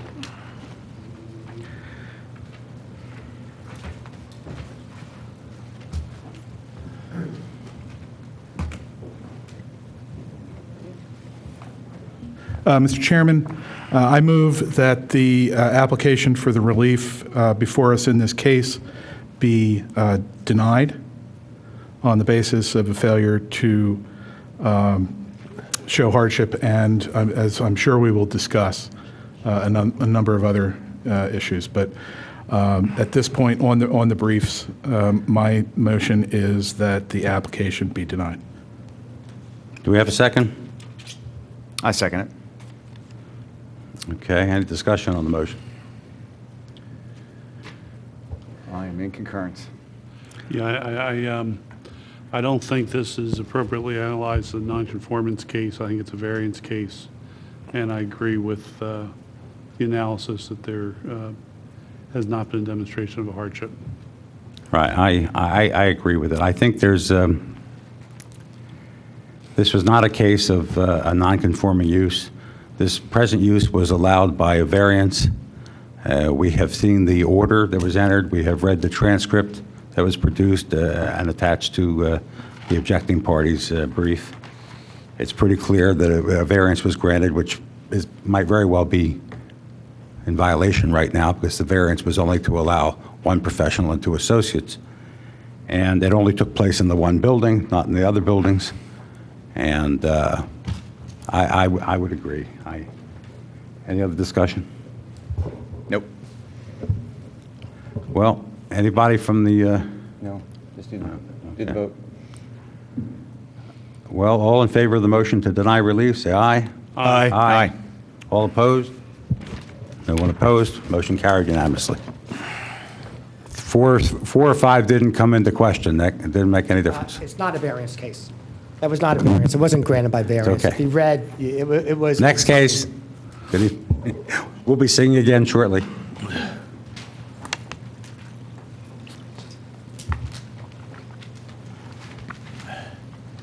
Next case is Appeal 2920, 100 Walnut Avenue. The applicant, James and Elizabeth Sherry, property located at 100 Walnut Avenue and zoned R3, seeks relief from Section 280-76 of the zoning code in regard to no construction in floodway in order to construct an addition in the floodplain. State your name correctly, please. My name is John Smerga. I'm an engineer who has worked on this project. I was not here for this project because I received a letter from the township engineer giving his opinion that the variance at this point is not necessary. So I thought Is the application being withdrawn? I think it's going to be withdrawn because the variance is not necessary. That's the opinion that I got from the township engineer. I thought he was going to give that opinion to the solicitor Apparently, that was not the case. We've So had no I- communication whatsoever on the Then status I of this would, matter. I would hold that we continue this because I don't want to cancel the application, but yet, the opinion was rendered by Gannett Fleming that the variance is not necessary. I think you'd need an opinion from the township zoning officer who denied it and sent it up here in the first place, saying that they no longer believe And that relief was is given to necessary. the zoning officer, and we were standing, all three of us, talking about this, and I thought it was done. So I'm just giving you my opinion of what has transpired. I don't know whether I don't want to cancel this. Well, the township engineer does not have the right to I say what understand that, sir. does and does not comply with the zoning code. I understand that, but like I said, all three of us were standing there, and I thought everyone shook their head up and down that this board was going to be This is the advised. second time this matter has come up in front of us with a know. professional here, and as far as I'm concerned, I think, we need to deal with it today. And if you're not prepared to deal with it, well, that will be dealing with it itself, because Okay. you can always file another application. But as far as we're concerned, it's been 2 months since the last meeting. There's been plenty of time to do what the code requires to be done. You said no studies have been done. I'm just nothing. giving you information Yeah. because I saw it on the agenda, and I was surprised to see it tonight. Well, it was continued at the last meeting. I understand that. But Where is the gentleman who was here last time? I don't know, sir. Can I seek some quick clarification? Is there anyone else here in the audience associated with this matter? Is there a property owner here or anything? Just you, sir? You're the, I was here for another matter. you're just stepping up, trying to do a And, favor and to I'm the trying to folks step involved. up and give you, Okay. what has transpired and why. Do you speak for the Are you with this applicant? property, sir? Well, wait a second. Are you, sir, Mr. Smirga, Yes. are you speaking for the applicant? Are you an official representative of the applicant? I was the engineer who worked with the architect and the owners on this particular piece of property. not- And but dealt with. Do you have authority to act? They You have not authorized you to appear this John, evening. please, I'm doing my job. Let me do my job as chairman. Do you have written authorization No, to act sir. for the applicant? No, sir. Is the applicant here? No, sir. And as far as I'm concerned, the chair will entertain a motion. Mr. Chairman, I move that the application be denied. Do I have a second? Second. Oh, any discussion? No. All in favor, say aye. Aye. Aye. Anyone opposed? No one. Motion's carried unanimously. Sorry.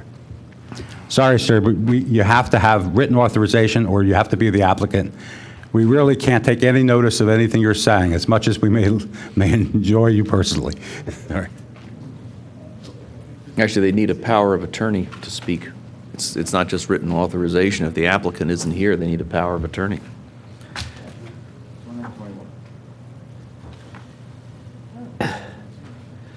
Now we get to see you again. Now this one is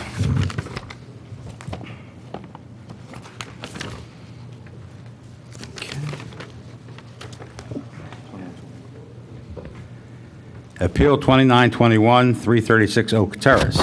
The applicant, Sally Osberg, property located at 336 Oak Terrace and zoned R3, seeks relief from Section 280-25.D1 in regard to side yard setback in order to add an attached garage. Mr. Smirga, you are listed as the applicant on behalf of the owner, Sally Osberg. Yes, sir. Proceed.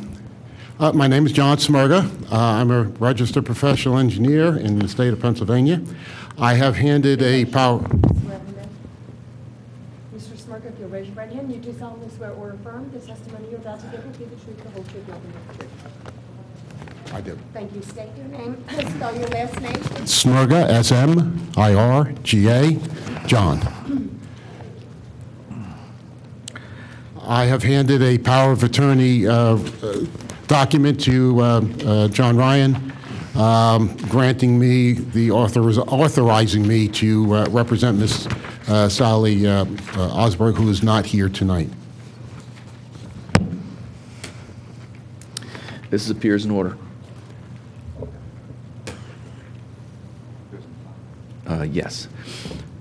Probably we should think about making that an exhibit Yeah. as well as the application that we've received to date.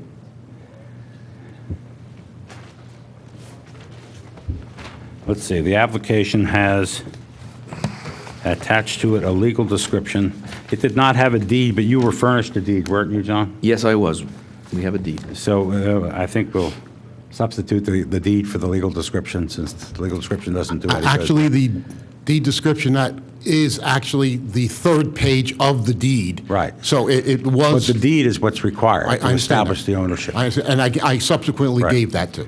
So Exhibit A, A1 will be the application. And then A2 will be the deed. John will have to give that to you. And there's a plan of lands of Sally Osberg, 336 Oak Terrace. That'll be A3. Was there anything else submitted? I don't see anything else. With your permission, we'll drop the legal description since the deed includes that. Okay. We don't need that as a separate exhibit unless you want it for some No, that's reason. fine. Okay, so we have A1, A2, and A3. Just give me a quick second to recover from. Mr. Smirga, could you spin the plan around so that it picks up on the camera? Thanks.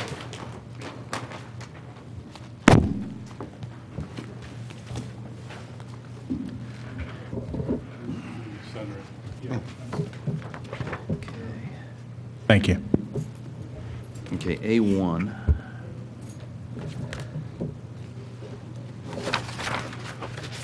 Just give me a quick second to, here's the deed. And I'll give my copy to the chair. And A3 is this plan, right? Yep.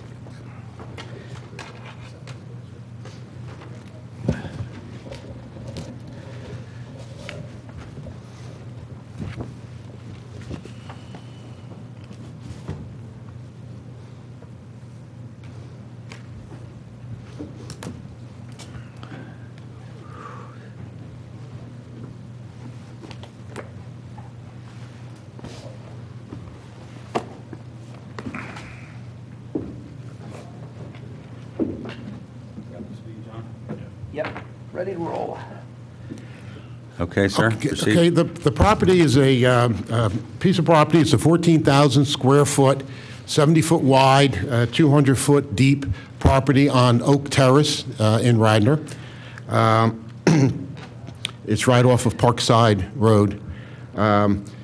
There's an existing house on it. I would say the house was probably built in the 40s or maybe 50s. So it's been there for 60, 70 years.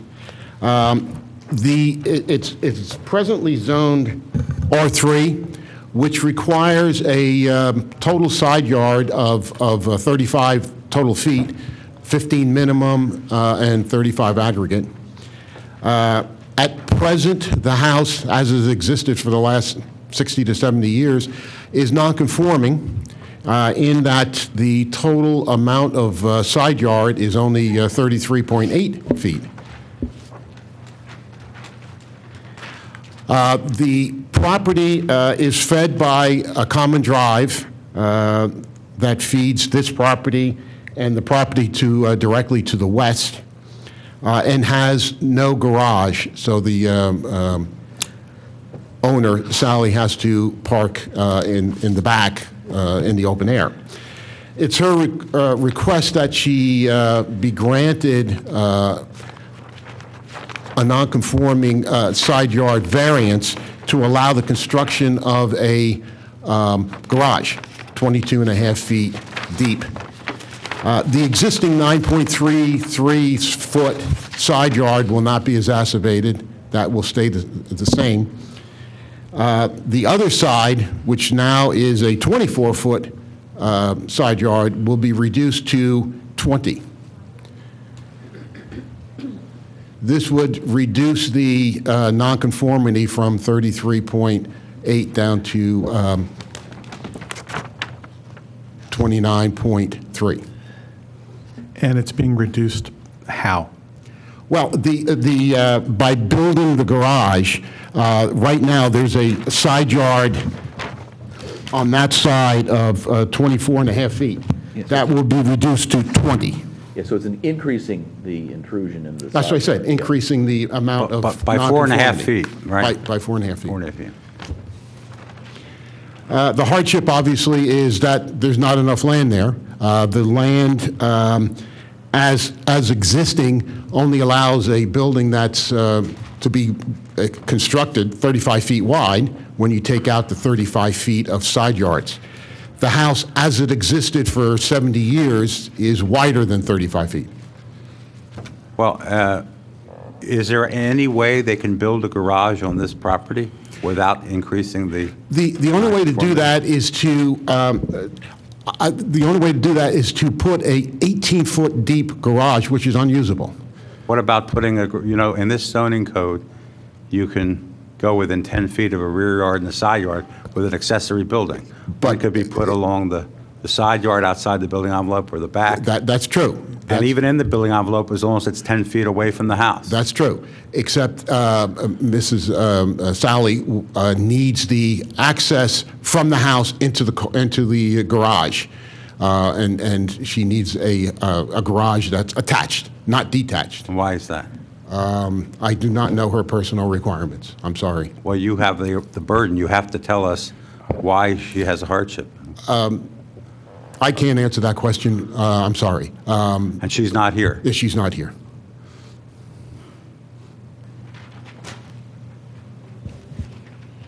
Mr. Smirga, so I'm clear, on your plan, the area that's identified as new garage and has the diagonal lines. It's the hatched area. Right. Yeah. Is that not fully within, the building envelope? It would be within the 20-foot side yard, assuming you had a 15-foot side yard on the other side. So I'm not asking for intrusion into the 20-foot side yard. I'm asking for on the cumulative. Because the total of the two side yards would be increased from 33 to 29. But you know of no reason why this has to be built No, sir. attached to the house? I have her daughter-in-law here, Jerusha Connor. Maybe she can answer that. She's right here. If you raise your right hand, I'll swear you in. You solemnly swear or affirm the testimony you're about to give will be the truth, the whole truth, nothing but the truth. I do. And state your name and spell it, please. Jerusha, Jerusha, Connor, Conner. Okay, now I have to interrupt for a second. Jerusha Connor is my neighbor and is known to me. And I just found out for the first time that she's involved in this case. So I am going to recuse myself for the rest of this case. And my vice chairman is going to take over the hearing. Thank you. No, did you ever hear? Minutes off. Did you ever hear Wally Pip? It's a baseball reference. I'll tell you later. Okay. So Sally Osberg is my mother, and she is retiring here to be closer to her grandchildren, and she would like an attached garage because she is concerned as she ages about slipping and falling on ice, the danger of walking in the winter from the garage that's not attached to the house. So she would like the attached garage for her safety purposes. So to restate, it would be your testimony that the special circumstances of her age and health require the attached garage as opposed to a detached garage. Yes, yes. And I would also add that the neighbors on either side have written, I don't know if you'll admit the letters, but they've both written to say that they approve this plan. I have those letters. Yes. Yep. Submitted. I also want to say that all the other bulk regulations, all the other setbacks, percent cover, everything else is within ordinance. So the only thing that we need is the relief from the total side yard setback.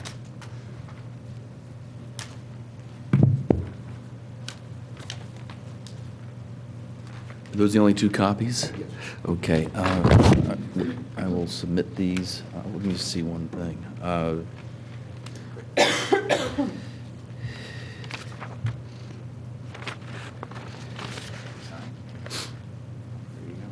emails. We can't accept unsigned emails as, proof of the person has to sign because, we just, that's, it's not to be gratuitously difficult, but if we start allowing things like that into our records, a reviewing court's going to, have very little confidence in what this board does in its practice. I don't, I don't think that matters for purposes of, Well, the question is there anybody here? You'll be okay without the letters. How's that sound? Well, we'll see. Yeah, is there anybody who's Let's let opposed? him finish his case, and then we'll see who else is here. Obviously, this plan will then have to go to planning for all the other engineering matters for stormwater management and all that stuff. So that would be our next step once we're granted the variance. Great. Do you have any other No. testimony? Submit the records. I guess, will you move your exhibits into the record? Okay. And then I guess whether there's anybody. Yeah. Is there anyone else here who would like to say something about the case? Any neighbors, anything? Okay. Great. Come on up.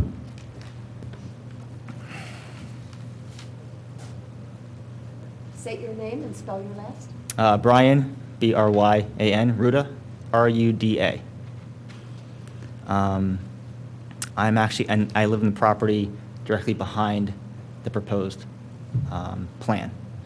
And I guess I'm just questioning the hardship. I'm wondering how long the current owner has lived there to state a hardship that hasn't maybe been demonstrated yet. Could you give us a sense on the plan that is there, where your home is, and approximately give us Sure. a sense of distance? So I believe. If you could center it on the. Absolutely. My property starts and it's abutted against that part right there. That's the rear line. So this is my property right here. Clearly.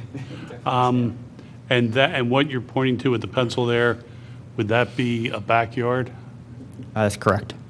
Okay. Do you have any sense of the size of your lot, or perhaps the approximate distance from that back line to your home? No, I don't. Okay.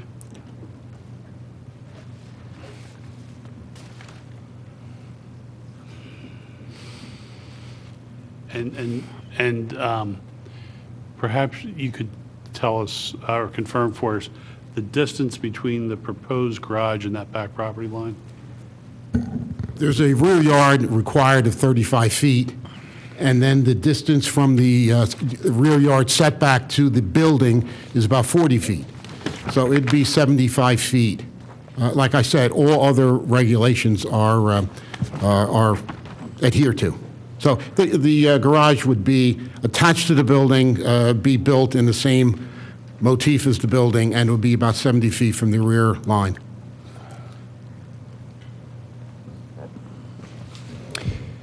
And there are mature trees along the rear line, too. I believe there's a fence there, too. Mr. Ruda, would you prefer it if the garage were detached? It would have to be closer to your property. I don't think it would make a difference. Well, I think what Mr. Ryan's getting at is that the applicant by right could build a structure far closer to your property than the garage that's proposed in this application. Then I'd be opposed to that. Well, Unfortunately, we wouldn't be asking you. Because they're allowed to do it. An accessory structure is within 10 feet. Could you ask the question one more time? I'm sorry. In other words, if they were to put the garage 10 feet from your property line, which they could do of right, would you prefer that to the relief they're asking for now? No. And if they can do it of right, they don't have to come back here. So if you're still opposed, you still wish to. You're still oppose opposed to it. So then, no, I'm not opposed. Great. Thank you. Do you have anything else any other questions or? So I might add that the fence line back there, I've actually exchanged a correspondence with Ms. Osberg. regarding the fence that's back there, and the fence is deteriorated and it's rotting. And the mature trees that are on the property line are actually overgrown into my property line. And I assume I could trim those if I wanted to. But the fence does need to be replaced. And I've expressed to her that I'd like to replace the fence. She gave me a little bit of resistance, so that's why I'm here tonight, is I wanted to know what exactly she was proposing with the structure. Okay. Great. Thank you very much. Thank you. Is there anyone else that would like to make a statement, ask questions? All right. With that, I'll close it. I'll take a motion. Mr. Chairman, I move that the application for relief be granted. Second. Great. All right. All in favor of the motion? Aye. Aye. Aye. Any against? Opposed? Great. Thank you. So carried. Congratulations. Thank you, gentlemen.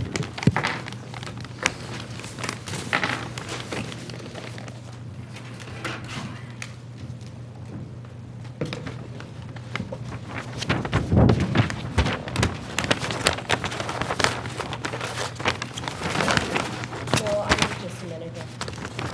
We're going to take a 5-minute recess.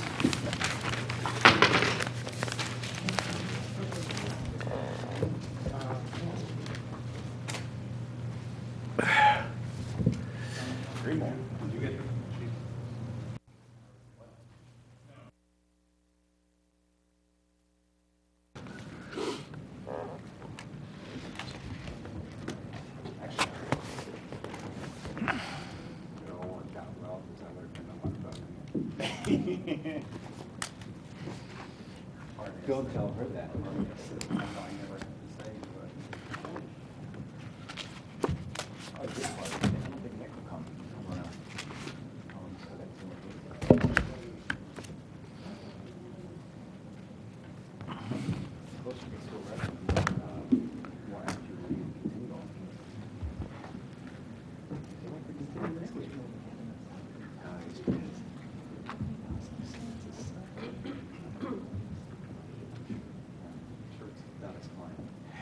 First, the sections.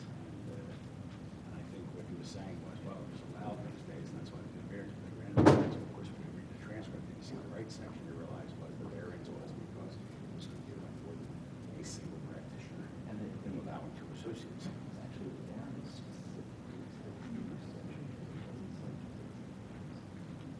Oh, yeah. So I'm really glad they included that transcript with the brief, because it really shed a lot more light on it. Yeah, but even without that, you could, you know, if you looked at it carefully and see.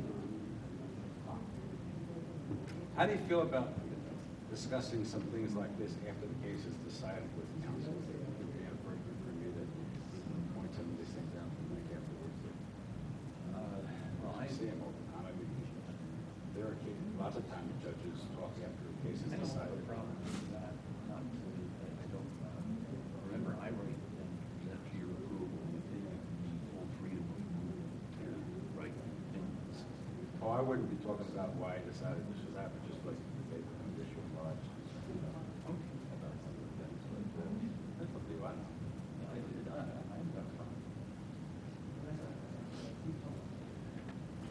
I guess maybe it's more appropriate after the opinion's written than issued. Yeah, maybe that would be the thing.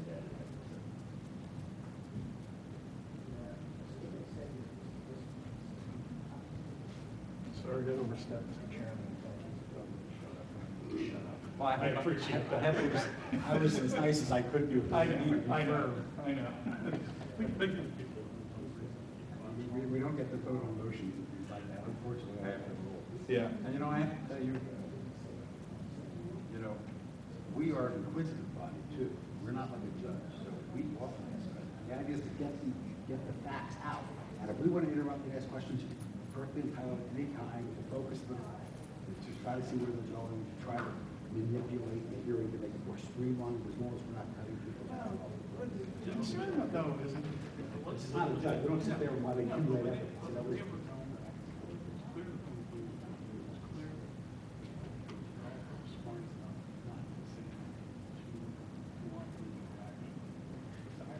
What do we do with the council back and forth? The point is, are Are you taking the position of hardship? And that really would give us well into crystallizing it. By doing that, George got to crystallize what it was. It's a hardship.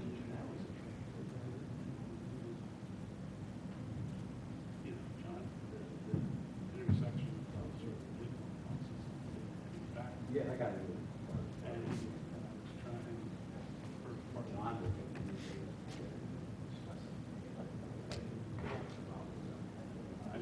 Which I enjoy doing with the person.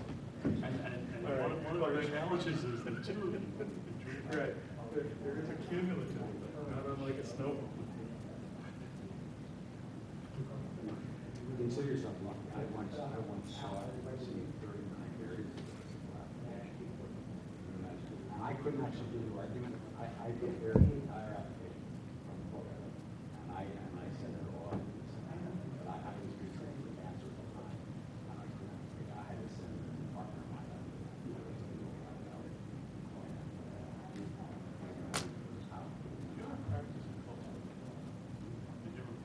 No, I had an office in Philadelphia when I was a member of the vice president of the council. Other than that, no, I was never proud.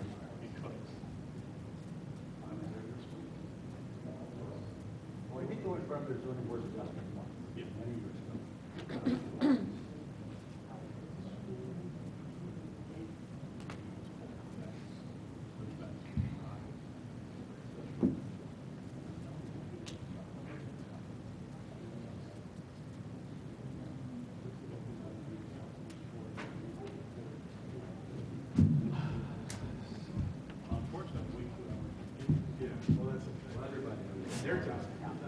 They're in not the black. I just cringe when I see hot mics.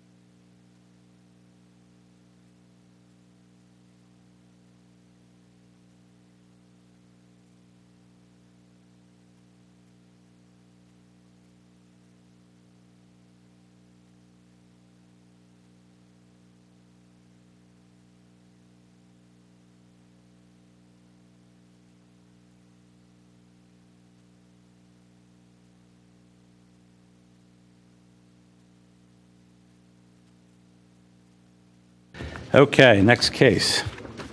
We are back. This is Appeal 2922, 6 Radnor Way.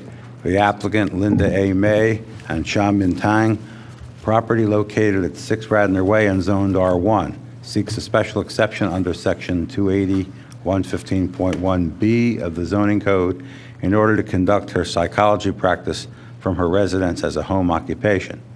Applicant also seeks a variance from the aggregate side yard requirement pursuant to Section 280-15D1 and/or from the rear yard setback under Section 280-15E, or contends that relief is permitted as of right and any other zoning or alternative relief required pursuant to the plans presented with this application. Mr. Cornelia, welcome back. Thank you. Basically, what we're asking for here are two different things. One is permission to conduct a home occupation, and the second is to connect the garage to the house and put an addition on the garage. By connecting it with a breezeway, which is what our intent is, it would violate the rear yard setback. We're not going any further into the rear yard setback with that addition, but by putting a breezeway on, we would be violating the rear yard setback. And also, we would be moving it so that even though the side yard would be, I have the plan here, about 45 or 50 feet, we are still less than the aggregate because the house is right next to the other property line. So that would be the relief on the garage. And I'll show you the plan, and this property is basically surrounded by commercial properties. Norma? Ma'am, if you'll raise your right hand, I'll swear you will do solemnly swear or affirm the testimony you're about to give will be the truth, the whole truth, nothing but the truth. State your full names and spell the mic and have to talk out. Linda May. What else? Yes, sir. Spell your name. M-A-Y, like the month. Linda, you are the owner with your husband of the subject property, Yes, and you purchased it in July of 1995, yes, and I've marked as A2, you know, that, your deed? yes. Okay. Do you know when the house, the main structure, was built? I actually don't. Okay. I've marked as A3 for the board, and this is the relief that actually, on the one side yard, not the side yard that we're dealing with, but one of the side yards you'll see on A4 that actually granted the relief for the, I believe they built a greenhouse of some sort, or an addition that, violated the side yard setback. Linda, Where's that on the plan, Nick, so we can orient ourselves? Yeah, it's on, if you look at A4, and I may, the plan has a lot of lines on it, and I may... It's very small and very hard to read. I know. We're very confused by it. AAA comes to the law firm when they're asked to come to my house. And the only house that's not on Google Earth.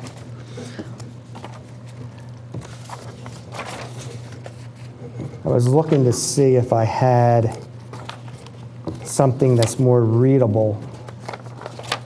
Variance said there was a two-story addition attached. Doesn't sound like a greenhouse, but Maybe it was a No. two-story addition, I'm sorry. what you submitted to us. That was a long time ago. Yeah, That it was. It way was called before the us. Board of Adjustment in those days. Yeah. Just, if you're looking at A4, here is the existing home, and you'll notice here is the one side yard for the relief, where the relief was granted. And then here's the existing garage.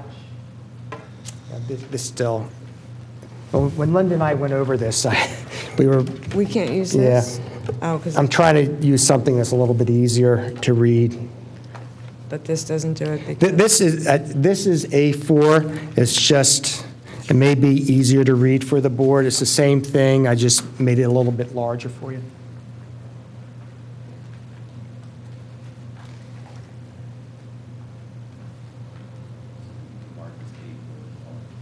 It is A4. It's the same as A4 that you have there. It's just a large version. So the proposed addition is sort of two legs on two of the sides of the garage? That is correct. It is on the front. Why in the breezeway connecting them? And the breezeway, yeah. The breezeway doesn't violate any of the setbacks. It's the fact that we're connecting it, and by connecting it, you'll notice the current garage is 20 feet, and actually where it says relocated tool shed, no foundation, that tool shed's being removed from there. So you can just X that out. That tool shed will have to be relocated somewhere where it's 10 feet from the building and 10 feet from the property line. So that will not be located in that area. Correct, Linda? Correct. All right. So if you're looking at the existing garage, there's an addition on the front, and then there's an addition on the side. Part of the side. The one addition is, in the front, is 7 feet 6 inches by 18 feet 1 inch. And then the one on the, and again, that would not violate the side yard setback, or the aggregate side yard setback, and neither would the 15-foot breezeway violate the rear yard or side yard setback. When you put the addition on the side of the garage, the 8-foot 7 inch by 21 feet 7 inch addition, even though that addition is 46 feet from the side property line, where only 25 feet is required in R1 zoning, it does violate the aggregate. As you'll see on the next page, the aggregate is currently non-conforming, and it further decreases the aggregate side yard setback. It's currently 50, the requirement is 60, it's currently 56.8, and the proposed is 48.8, but again, just as I mentioned to the board before, it is still 46, 47 feet from that side yard, so it's not a violation of the side yard setback, just the aggregate, because the house, even before the addition, was very close to the other property line. And Linda, looking at A4, Radnor Way comes in off of King of Prussia Road, correct? Correct. And across the street on King of Prussia Road, what is located? Across the street is a large parking lot associated with Radnor Corporate Center. Or the former Chilton Building, I think, is I don't know what the it's name, called. Yeah, but okay. it's a big corporate center. Mellon Bank is in there. Okay. It's a big office building.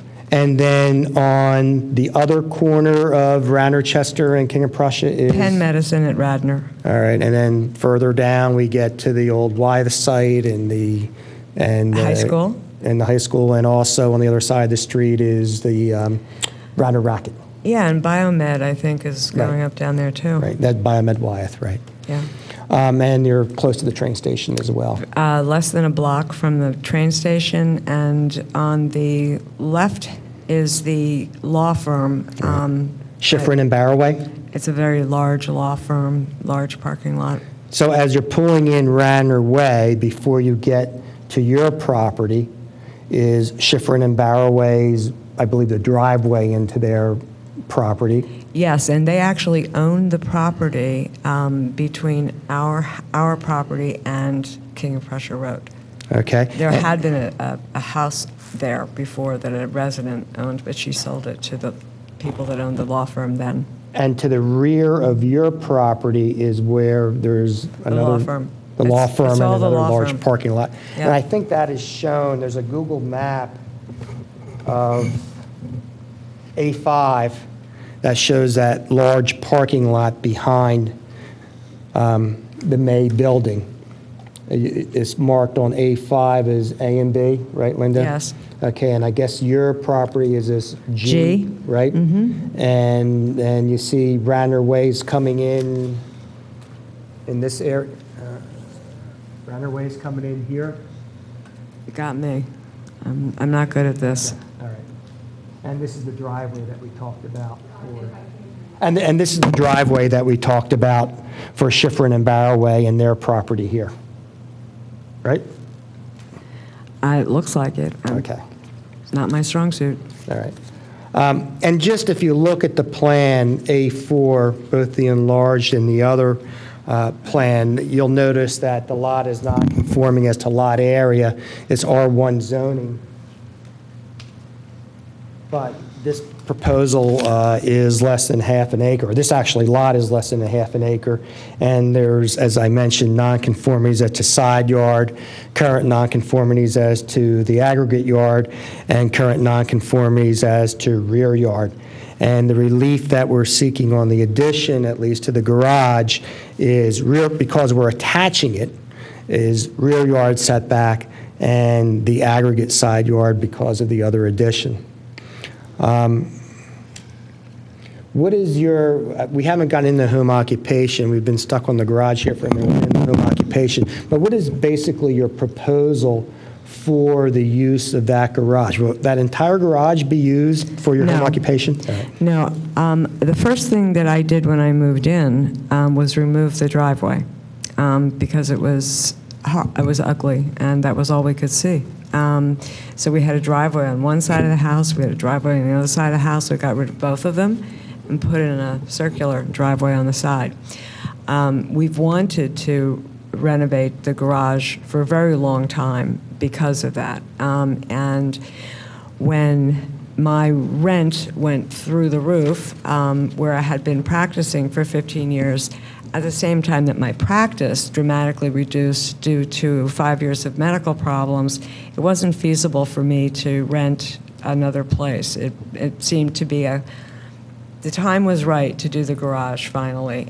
We need space for lots of things. Guests at Christmas time. We have 2 or 3 people in a bedroom at Christmas time. This way we'd be able to let them spend some more private time, and we'd be able to have a party. We don't have any big rooms. So we'd like to use it for living.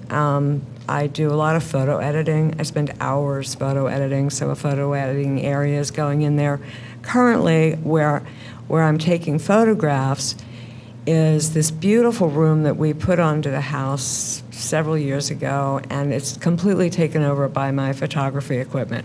We can't use the space. It's ugly, and my room is beautiful, and you can't see it's pretty. So I'd actually like to be able to make that part of our. Okay. And that photography is a hobby. That's not. I've been an artist since I was a kid, and I always have to do something to. Excuse me, now, could you give us a sense of what your anticipated patient load would be? Yes. My practice is. But first, why don't you testify as to what your practice is?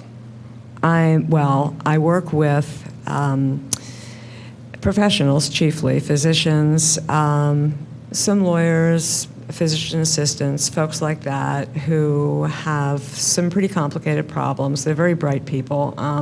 If their problems were easy, they wouldn't have them. They'd have solved them a long time ago. The problems are chiefly with regard to, you'll never guess, emotion. No speak at a sadness. We don't do anger, folks. So they need some help learning how to both identify emotion and manage it effectively and not cut themselves off at the knees. Okay. That's basically what I do. Can you tell how many clients do you normally see a day? And let me ask you, do you see more than one client an hour? No. Okay. No, not typically. All right. And I'm not seeing many. My practice is down to about 20 hours a week. It's decimated. Okay, so you would say about 20 clients a week? A week, about yeah, 20 and hours? I will work whenever I'm needed, so, you know. Okay. Do you have any employees? No. All right, do you have any partners or associates? No. So it's No. just you? Sole proprietor. Okay. And there are certain hours in the code. Will you comply with those hours? Of and course. Regulations? Okay. As I mentioned to you, you will not serve more than one client per hour? Correct. Do you have adequate parking? Lots, yes. Okay. More than enough. Where do people generally park when they come to see it? In the parking lot, in the circular drive. My car is parked in a section of the driveway that is completely apart from the cars that come in. So I can have one car coming into the circular driveway and someone who comes in for the next appointment parks in back of him. So the circular drive handles everybody, and I'm out of the way completely. Okay, and also, how about buffering? Or is a residential property, actually the commercial property is buffered too? If you Yeah, look at we're very A5, heavily but vegetated. How about your your Can't even neighbor? see the house. Okay, It's not possible to see any other house from my house. all right. And what you will occupy for your practice will be less than 400 square feet? Yes. I'm going to be putting the therapy room as the main room of the garage, but it doesn't need that much space. I could put it in a smaller room. And when you say it's therapy just room, two it's a room where people. you speak to client, you talk to your client? Yeah, it's just talking, and I don't need that much space. I want it. It'll be pretty. They'll feel nice. I like to be in a nice room. Is there any home occupation within 500 feet? No. And just so you know, I did check with the township on that, and they told me no, so we're not asking for relief on it. I guess if there is, then we have a problem, but the township has told me there's no one within 500 feet of this for a home occupation. I will say I would like my practice to get a little bigger. Any deliveries to the house? No. All right. Are you going to have signs, any signs? No. Okay. No. And you don't No have way. any hazardous materials No. on the site?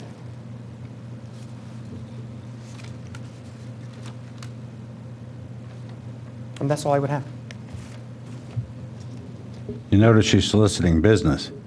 I'm a recovering lawyer myself, but my colleagues are all practicing lawyers, so. We'll pay for Noah's first hour. Well, I'm a recovering lawyer. I'm an artist now. I have nothing to Doctors, do. I do more doctors and oral surgeons, medicine more than Nick, law. how would you articulate the hardship requiring the variance? Yeah. On the garage, first, one of the elements of hardship is impact on the neighbors, which there is no impact because they're surrounded by commercial neighbors. As to the garage itself, certainly the addition on the front, as I said, I don't even believe we need any relief on that, although I guess technically we do. We don't need rear yard relief. We would need some side yard. It's 56 feet. Yeah, we still would be slightly less than... No, excuse me, on the front, that would be an existing nonconformity. We wouldn't be extending existing nonconformity on the aggregate for the front because it's currently 55.9 and we're not extending it more than 55.9.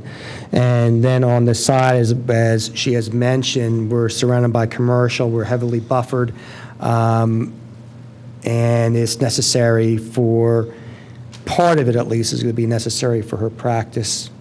Well, there'll be a bathroom in there, a powder room. It won't be a bathtub or anything like that, but a toilet and a sink.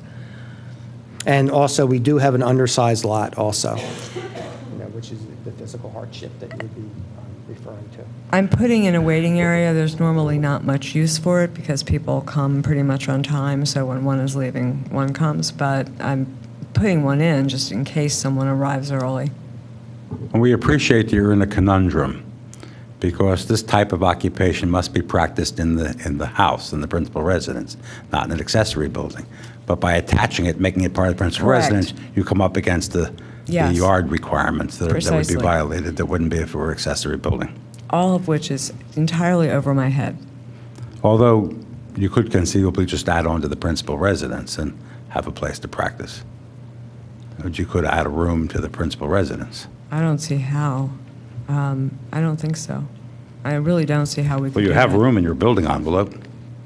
In the building? In the building envelope, in the area of the lot. Oh, well, I don't understand any of that. There's I an just area know of that the lot within which you're permitted to build. It's defined by the Uh-huh. required yards in which you're not allowed to build except certain things. Except we already have a building there that we can't use for anything else, and it seems silly to let it just continue to go to ruin when it could be part of our I think it would really substantially increase the property value, as well as it'll be a much nicer property once we renovate the garage.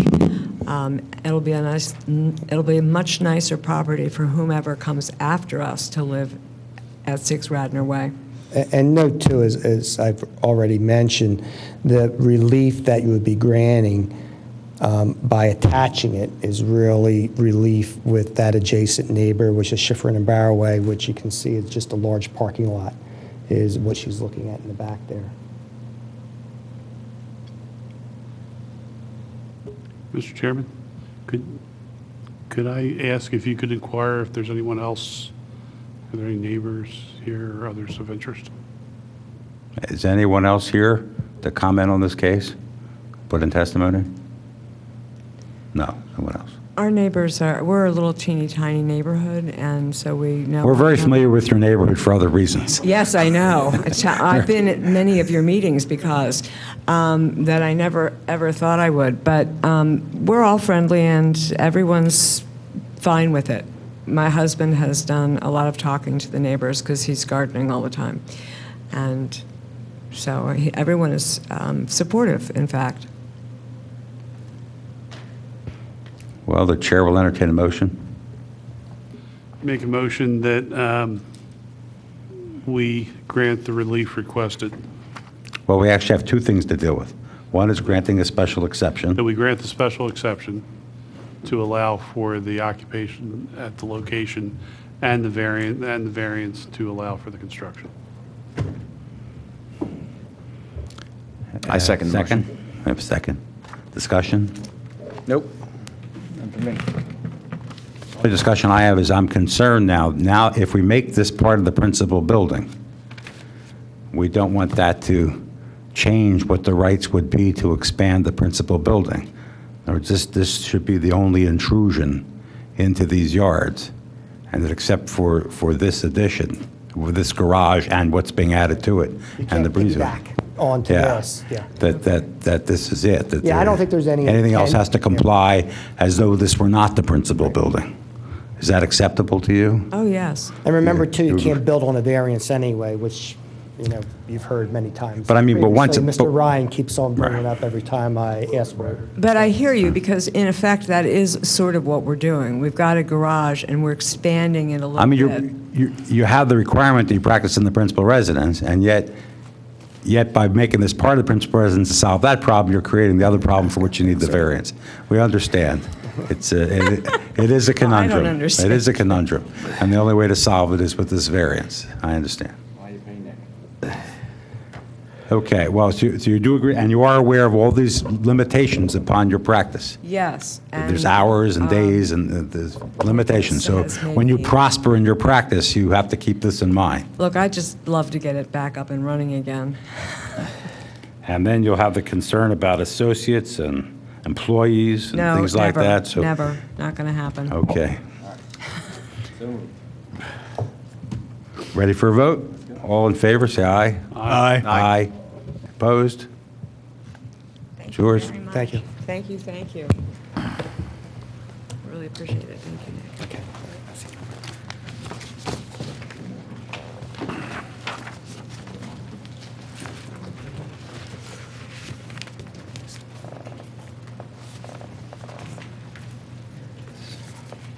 Oh, yeah.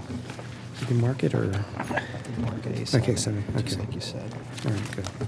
Next case is appeal number 2923, 227, 229 Plant Avenue. The applicant, DTL Holdings LP, property located at 227-229 Plant Avenue and Zone C3, seeks a special exception under Section 280-101A1 of the zoning code in order to change the existing non-conforming use of a multifamily dwelling to 4 townhomes, and a special exception under Section 280-105F of the zoning code to permit parking in the front yard setback.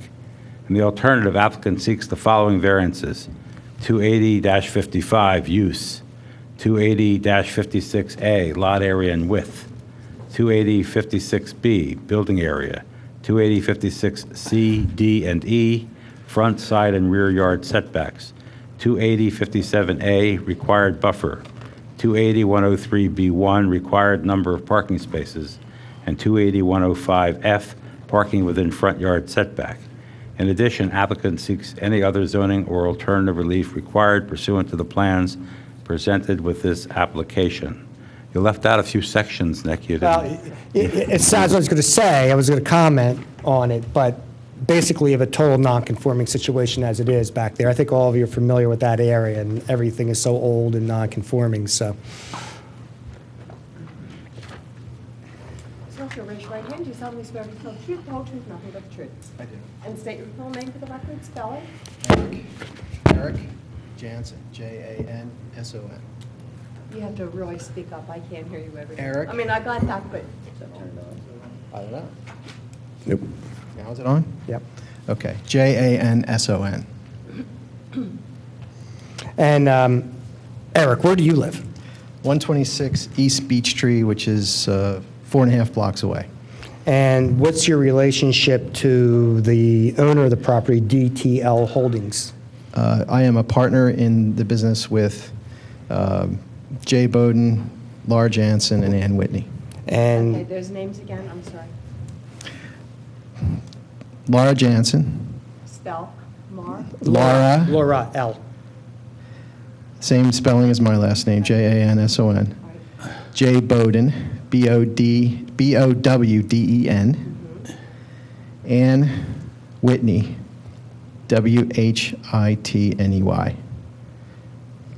And where does Mr. Bowden and Ms. Whitney live? At 112 Woodland, which is a block away. All right, so you grew up in this area, you're very familiar with it. I did. Okay. You purchased the property in 2014? Correct. And we've marked as deed A2 and A3 because actually, as we'll get into, it's 227 and 229 Plant Avenue. Is the plan to merge the two lots? Yes. And this will require land development, correct? Yes. And in fact, we had gone to the Planning Commission previously with this development, as is required by the code for their recommendations. And I don't know if you had them in front of you, but they unanimously agreed with the application. They thought it was a great improvement over what exists, and I think Eric can testify. The neighbors he's spoken to have thought the same as well. Yes, and there's one or two here tonight. I'm sorry. John, did we get that from the Planning Commission? No, we have not. Have you had something in writing from the planning? Yeah, they said they were going to send it to you. No, they didn't. I never got it. Okay. That doesn't mean it didn't happen. There may have been a breakdown elsewhere. I just didn't get it. As I mentioned earlier, it did happen because I had the pleasure of watching that Planning Commission meeting, but we just don't have that piece of paper. Do you watch planning commission meetings? We didn't send you to see that. As I explained, I had injured both ankles and I could not reach the remote. Okay, so I'm showing you what's been marked as A4, and I believe that is the existing conditions plan. And Grant is very busy, so let's see if you can walk us through that plan and just describe it to some extent. Maybe I can help you too here. And it calls Willow Avenue Maple Avenue, which is very Yeah, upsetting. That's because the deed, that used to be called Maple Avenue, and the deed refers to it that way, and so the engineer drew it that way. But actually, when we say Maple Avenue here, this is Willow Avenue. Correct. I'm sorry? It's Willow Avenue. Okay. What is known as Willow Avenue. I There's think something off the plan, then it says AKA Maple Avenue, but the something is okay. missing, and that would have been Willow. Yeah, Correct. You're right. That's right. So, one, this is zone C3 commercial. Correct. As we know, C3 commercial does not permit residential. But this has been used as residence for how long, do you think? Well, since it was built in 1910. All right. And the surrounding area, what is the surrounding area? Is it residential, commercial, a mix? Kind of what is it? Across the street is residential, and Across which plant or? across Willow is residential, and across Plant is also some residential, but it's all zone C3. And then Mr. Demetis's property? Is residential in a C3 zone as well. Okay, and then Cabrini, we know that, believe that's That's used commercial and zone C3. And then next to the Cabrini property, do you know? I'd have to look at the plan, A7 that I just gave you. Oh, okay.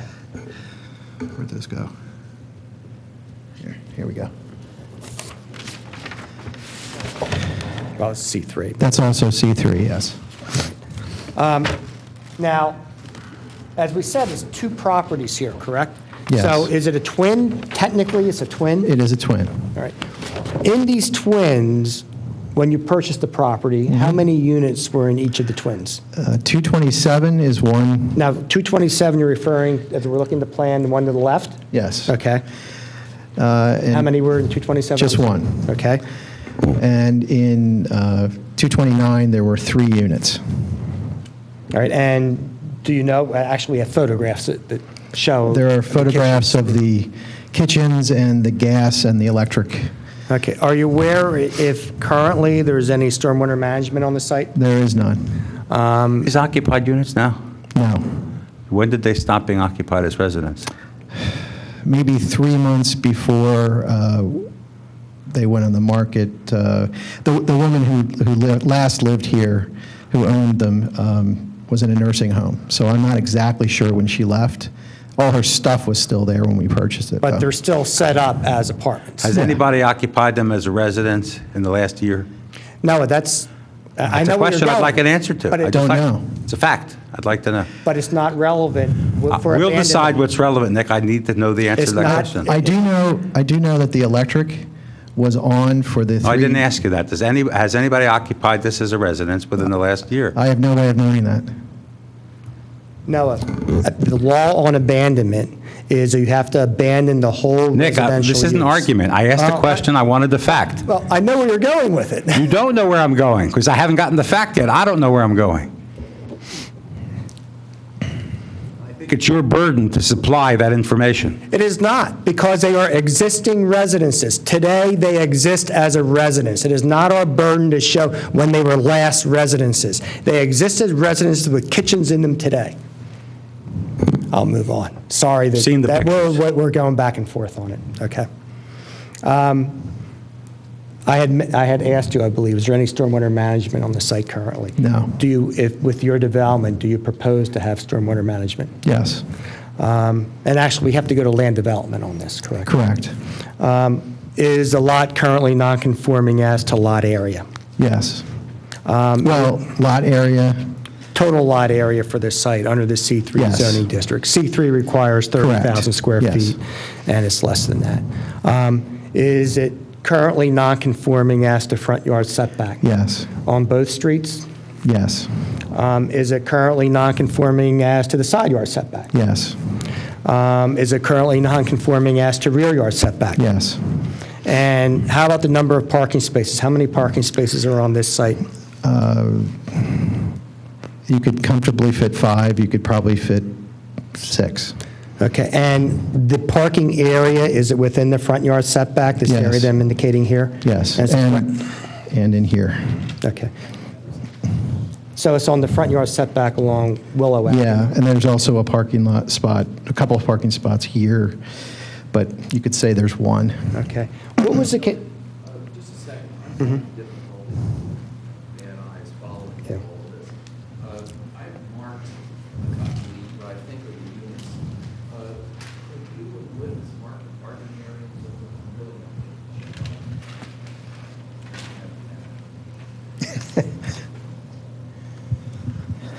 we have some photos, I think, that actually show it too, but. Yeah, if that's easier. So actually, I believe 227, John, is one unit, you have it as 2 units? No, it's 1 and 1, 3. 1 and 3. Oh, it's one. Yeah. So,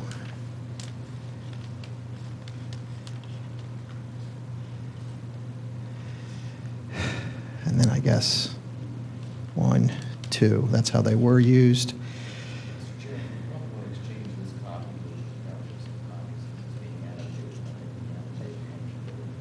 Those would be I have no these. problem with that. What? These are parking spaces you're illustrating? Current parking spaces? Yes. Put a P on it. P? Okay. No, why do you put, yeah, put P. Great. Yeah. This is how I observe them being used. What's in When it between the was- 3 and the 2 there? There's macadam there, and you could put another spot there, but it was never used that way. It's just overgrown at the moment. But we have some photos, we can show it to you. You can Yeah, they probably have it see in their better. packet, I believe.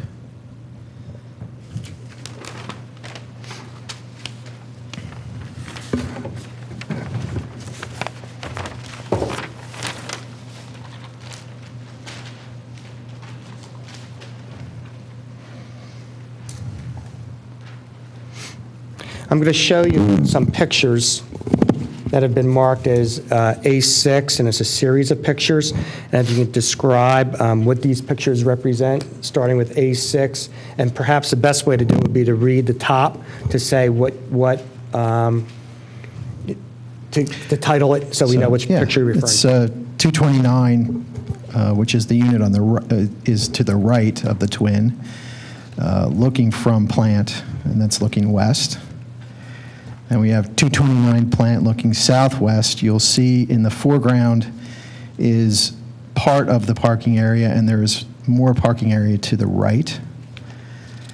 And I think on the plan that was given back to Mr. Ryan, 1 and 2 would be in that area. The next one is just the front of the building, as is the next one looking north. This is from the rear. Mr. Demetis' property is to the right, and then the 227 and 229 are in the center there. Demetis, D-E-M-I-T-I-S. And then the plan that I marked up for Mr. Ryan is probably number 6, is right between these two buildings where somebody used to park. And that the building to the right is the buildings we're talking about. What's that? Oh, I'm sorry. Maybe I didn't number them. I'm sorry. Yeah, okay. So 229, or 229 plant looking southwest, that shows the area of where those parking spots are located. Right. All right.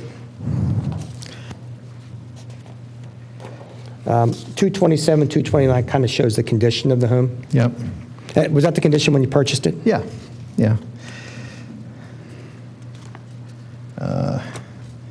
And explain what you have gas meters here and electric meters. Well, it was Could you just tell to show that the gas and electric were separated into metered for 4 different units. And do those meters exist there today? No, the gas meters were taken out by the gas company after we purchased it, and the 3 exterior electric meters were taken by the electric company. The interior one they didn't take. The kitchens, when we were under agreement, they had the stoves and refrigerators and everything, but the previous owner asked to remove those, and we didn't want them, so they took them all. So these next 3 are the 227 kitchen and the 3 that are in 229.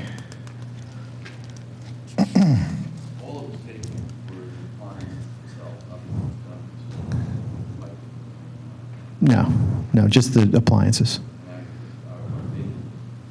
Were the appliances, what condition were the appliances in? We didn't inspect them. I mean, it wasn't our property, and they called and asked, did we want them? And we did not. I mean, they were functioning when we did the tour, but... Nothing stood out as brand new? No, nothing was brand new, no. No. The picture 111 and 121 Plant Avenue, what does that represent? It's just an illustration of what the neighborhood looks like. This is, I don't know, maybe 800 feet down the road where you park on the street. Your setback from the front curb is not very far. The next one, 237 Aberdeen, is the same kind of illustration about what the neighborhood looks like. 260 to 270 Aberdeen is the area that is referred to as Little Chicago, 15 feet from the curb line. And actually, and the reason for these pictures is what you're proposing here is consistent with the rest of the area from a residential standpoint. Exactly right. Okay. It's no different than what the current setback of the buildings are now, but this just shows the rest of the neighborhood. And then this is just a shot looking west on Willow. And the last picture is, that building's changed a little bit. It's the one that burned the other night. But you can see where 229 is. relative to this building, which is only 2 feet off the curb. And now I'm going to show you what has been marked. Well, since we're going through, why don't we just show the zoning map that this is A7. You don't have this in your packet. And if you just want to describe what that is, I believe you outlined in red. I've outlined in red the 2 lots, 227 and 229, and it shows the adjacency of the R5 and the C3.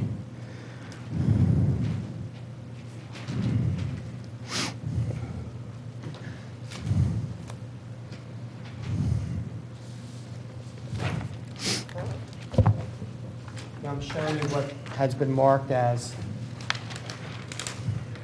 A5, and this is actually your proposal, correct? Correct. And if you tell the board, if you could take the board through what you're proposing here. Well, we're proposing combining the lots and then re-subdividing them into 4 lots.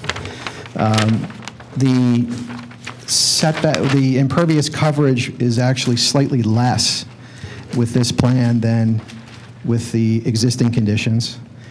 The setbacks are very close, if not the same as what they are now. And in some cases, they are better than the existing condition. Each of the units will have a garage, and we're proposing that a second parking space is in the driveway. So actually, you'll be able to park 1 unit in the garage. Yep. All right. And is it like a lower level garage and then living space on top of it, or is it just? There is living space on top of it, yes. And then you're proposing parking the second car actually in the driveway? Correct. And that's the relief from the front yard setback Yes. for parking that you would require to have. And looking at this plan, and if we can read it, actually, going through it, obviously the lot area remains the same. We're not changing the lot area, correct? Correct. For the whole site, although we are creating 4 separate lots, townhomes, so to speak. That's right. The building coverage for the entire site is, complies with the zoning code requirement. Is that correct? For the entire 4 units? Yes, I believe so. The building coverage is 35%, and for the total, all 4 units is 16.48%. Or no, excuse me. No. It's 27.45%. Yes. It is right here. Yes, that's right. As you mentioned, the impervious coverage is actually less than The existing currently. condition, yeah. And you're actually going to do stormwater management as a result? Correct. And again, you're not changing the lot width for the whole site, but the lot widths for each of the individual buildings, at least 3 of the lot width requirement's 150 feet is currently non-conforming, and it will remain non-conforming Correct. as to lot width on the individual units. And as to the setbacks, as you mentioned before, the front yard requirement is 65 feet, and along Willow, and you are pretty much maintaining what currently exists along Willow, as well as Plant. That's right. I mean, we're not going over what is existing. That's right. And the side yard, you're connecting them, so actually you have a 0 side yard on one of them, but, you know, but at least on 2 of the units, you're increasing the side yard from what it currently is, which is 9 feet. Right. And then the rear yard currently is 18 feet, and actually you're maintaining 15 feet for each of those on the rear yard. Correct. And you'll comply with the building height requirement. Correct. So just, you know, each unit, if you could just tell us where the green space for each unit will be. Is it in the rear here? It's on the rear, the side. We're putting green in the middle of the... So you have like tire skids to come in. Yeah, exactly. Right? We're trying to maximize as much pervious surface as possible. And I noticed here, too, as part of the stormwater management system, you have a rain garden. That's right. Now, I'm going to show you, and do we have this as the elevations? Mr. Keneally, just one question. Not in the package. You're going to raise the existing buildings totally and replace them with these buildings, correct? That's correct. And in terms of building footprint, how do the two developments, how much larger or smaller is the new, are the new buildings going to be as opposed to the old buildings? I don't know if we The have. building coverage currently is 19%. The requirement is 35%. The existing conditions is 19%, and the proposed design is 27%. Is that right? Yeah. Okay, so it's less than 150%. Oh, he's talking building coverage. I think John means square footage. Well, both. I was Floor- asking, that was going to get to that Yeah. next. I wanted to find Yeah, out. I'm not- Floor area. The floor area, I don't, do you know? No, I think they're asking for total floor area. They're not, you're referring to How many square Square feet? living Yeah, I don't space. know. Yes. Yeah. So I don't know. I don't know if we've really designed that completely. Do you know, Michael? It's more or less twice that number because it's a two-story building. Okay. Okay. What are the existing, what's the comparison with the existing buildings? So if you look, at least on building coverage, on A5. They're not expanding an existing building anyway. That's really deals with an expansion. They're demolishing, it's the use they're expanding. They're demolishing the existing buildings and replacing them with these buildings, which have a bigger aggregate floor print than the original ones, right? That's correct. But I don't think the code section that you're referring to deals with that, does it? It says a non-conforming use building shall not be extended or enlarged, and a non-conforming building shall not be extended or structurally altered except. So they're not extending or enlarging or structurally altering it. They're removing it, replacing it. So technically, that 101A2 doesn't really apply. Well, I think. On the building coverage, remember, we're in compliance. No, what I'm saying is John is looking at that 50% increase Oh, I see. limitation. I And I'm see. saying the section of which that is a subsection isn't really what you're doing here. You're not altering or extending a non-conforming use within a building. You're taking what you say is a non-conforming use, and you are replacing the building to continue the use in an entirely new building. That's correct. Yeah. Although, So it's- I'm trying, again, this is so light, your copy may be better than mine. On the building coverage, it looks like the existing conditions is 3,072. Square feet? Is that, yeah, square feet, and that the proposed is 4,421. Which is again within the 150%. Right. I mean, I think A1 envisions enlarging, and the question is whether they can demolish it and restore. Our ordinance is silent on that, but the money case, which we've seen before, would suggest that they could at least reconstruct the buildings even if it's voluntarily demolished. And with the mechanism of 150%, there's some argument that they can stay within the special exception requirements. This is not a case where, they have 3,000 square feet of living space and they're trying to put in 30,000 square feet of living space. So that, I wanted to make sure I understood what it is. Obviously, the board will have to consider and vote. But Nick, am I correct on your legal authority that you would Yes. use the money case? And you've seen that recently. The money case, and absolutely right, that our code is silent on that. And I think Treadle also said when the code's silent, that you have to give deference to the property owner on raising the building and rebuilding it. I have out there what I'm marking as A8 and handing up to the board. I don't think, again, if we're relying only on the money case, that's fine, but I don't think that the money case stands for 3,000 square feet to 30,000 square feet or, Right. building footprints that go beyond the Right. 150%. It says you can increase the conformity by whatever the code says you can increase it by. And I think Treadle was, which is the other case I cited in a previous brief, kind of stands for the same thing, particularly in light of the fact the Radnor code doesn't say you can't do it. Well, Treadle is, I was thinking of the Ulysses case and one of the other appeals. That's not this case.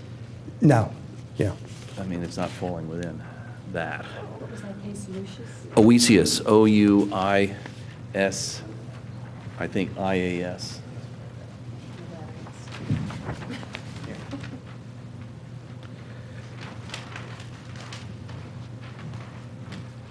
And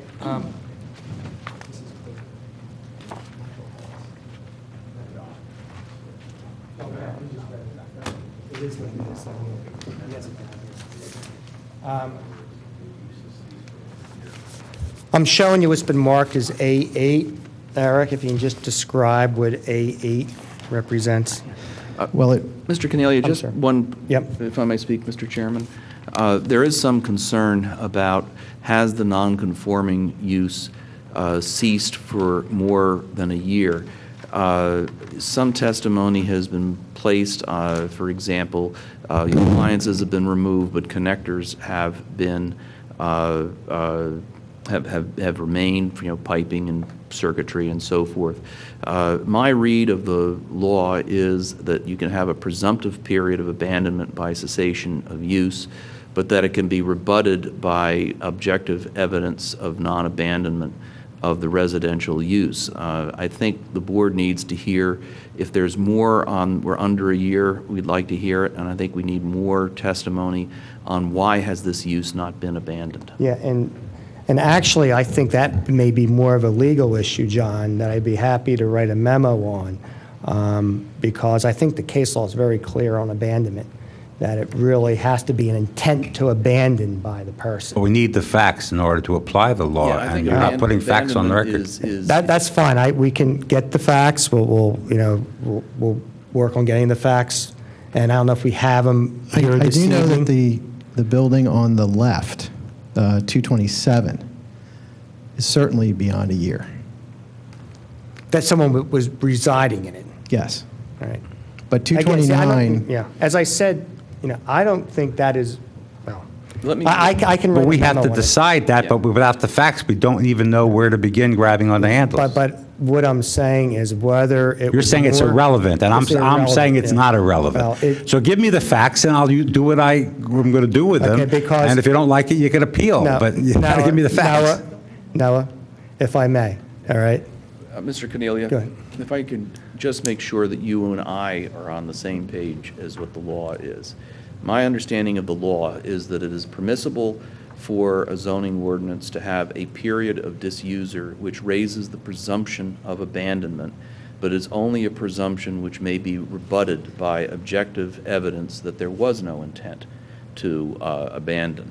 If the buildings had been vacant and everything usable for residential living had been unceremoniously ripped out and people had been selling hardware and so forth in there, that would, to me, constitute objective. You wouldn't be able to rebut the presumption, but there are physical things. And what rebuts a presumption, that is a factual issue in my And John, I disagree a little bit, because I think the burden is on the protestant to show that it was abandoned. The burden is not on the applicant to show that it was not abandoned. You have the burden of coming forward with evidence to establish that you have this, that you qualify for a special exception. You've asked for a special exception, and you have the burden of coming forward, and you're not coming forward. No, you're anticipating where we're going, and you're arguing with it. This is an entirely separate issue, because you're talking about abandonment. It's entirely separate from the issue on whether we're entitled to a special exception. No, I'm talking about And if I may, no, I'm hold on. talking about subsection C. I'm talking about 101A2C. That's what I'm talking about. I understand. And if I'm you sorry, it's read- not C, it's sub 4. It's A4.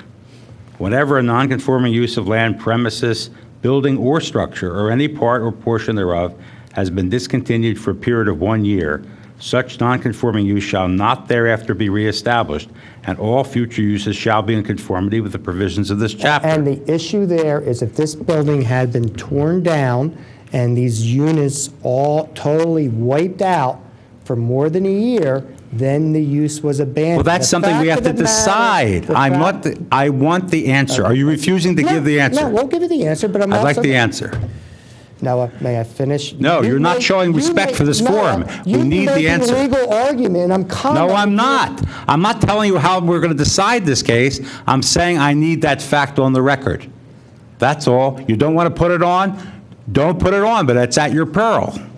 Can I give Nick, Nick, your back is disrespectful, Nick. No, I'm. You cannot turn your back on me when I'm talking to you. I apologize for doing that. You're absolutely right. I didn't mean to turn my back on you when you were talking to me.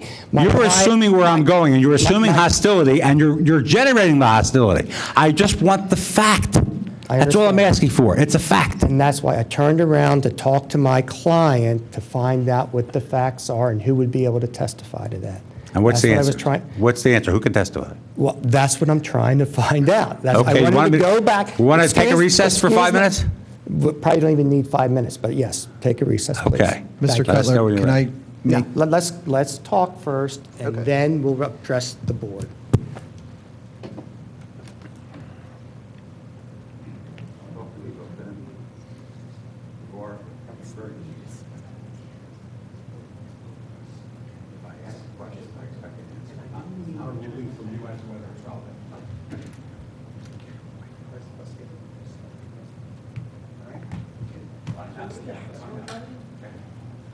We're in recess.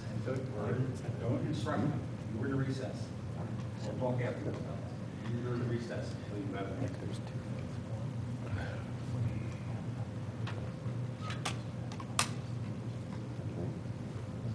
Three units meaning 3 units.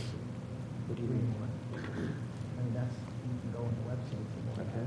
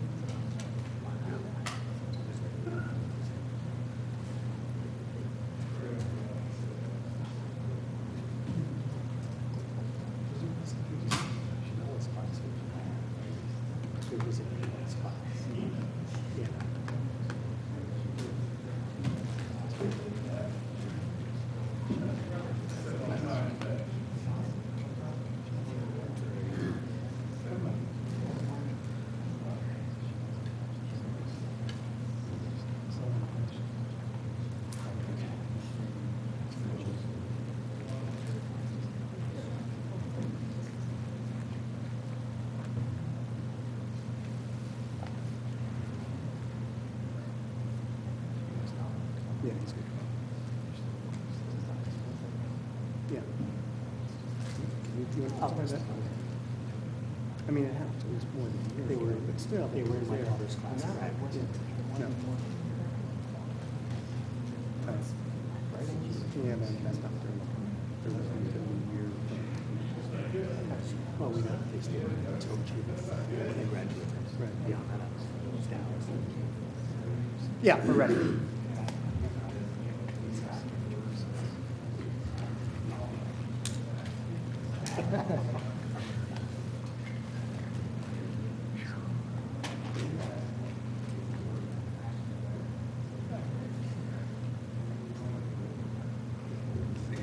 You're ready.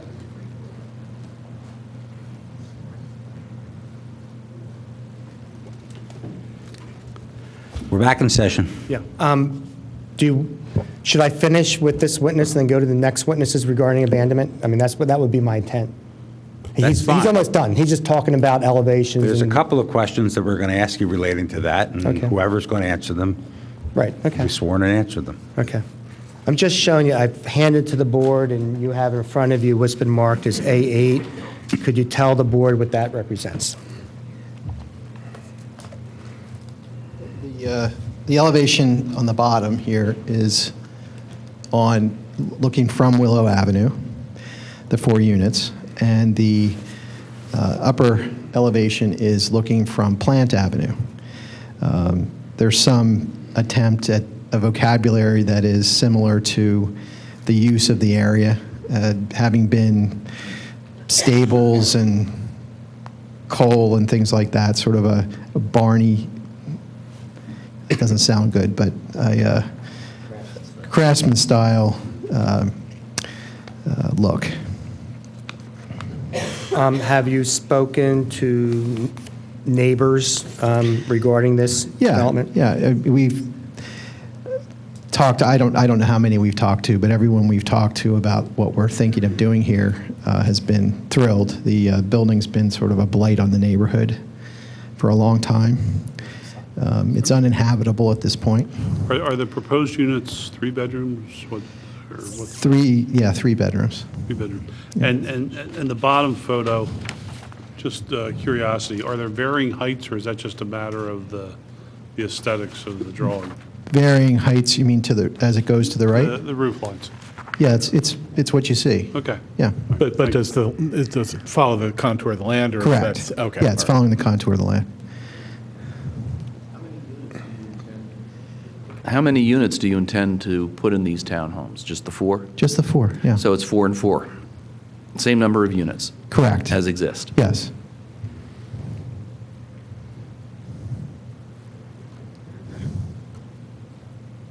I mean, that's all the question I have for this witness. And as I said, I was going to call other witnesses to talk about when the people were in this place most recently. Okay. Jay, why don't you come up first? I think I'm going to have 2 witnesses on this topic. Sir, if you'll raise your right hand, promise to tell the truth, the whole truth, nothing but the truth. I do. State your full name, please. Francis J. Bowden III. You can call me Jay. B-O-W. D-E-N, correct. And Jay, you are one of the partners. I am, in this yes. development. And again, the previous testimony was that you live in the neighborhood? I live about 4 properties from this property. Okay, so do you know, you heard the discussion regarding when was the last time people lived in this residence? Do you know when that was? My point of reference would be my daughter graduated from Radnor High School in 2013 in June, and there were tenants in this property that graduated in my daughter's class. So they were there at least until June, and we saw them come and go. Beyond that, I'm not sure when they left the residence. So June 2013. Okay, and you purchased when? When did we actually? March 2014 is when we settled on it. Okay, thank you. Were both units being occupied by rentals? Or? You know, I'm not sure. I only can reference those two Radnor High School students who were there. But you don't know which units they were in? No. There's no way to tell. Okay. Any other questions? I have one more, too. Do you know, and you may not know, but do you know if there are township licenses issued for the occupancy of those 4 rental units? I have no reference point of that, no. I don't know. Thank you. Dom?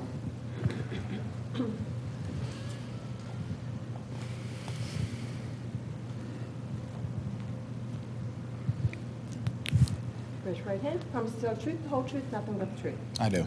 State your full name, please, Dominic Demitis, and spell once again. Demitis.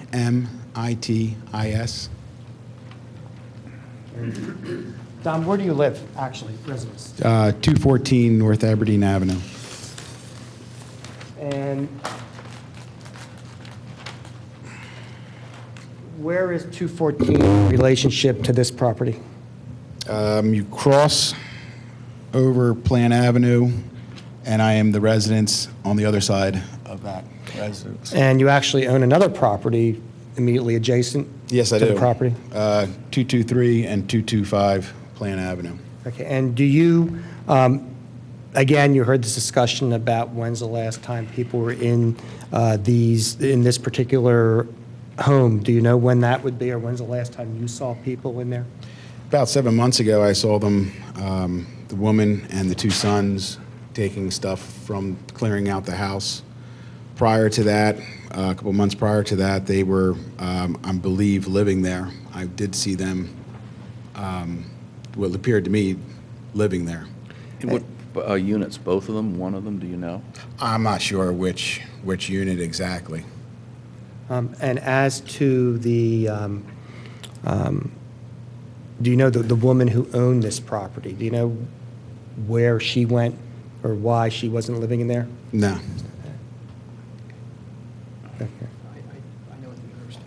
Okay, I'm sorry, Eric's still under oath. The owner, she lived in the first unit on the ground floor.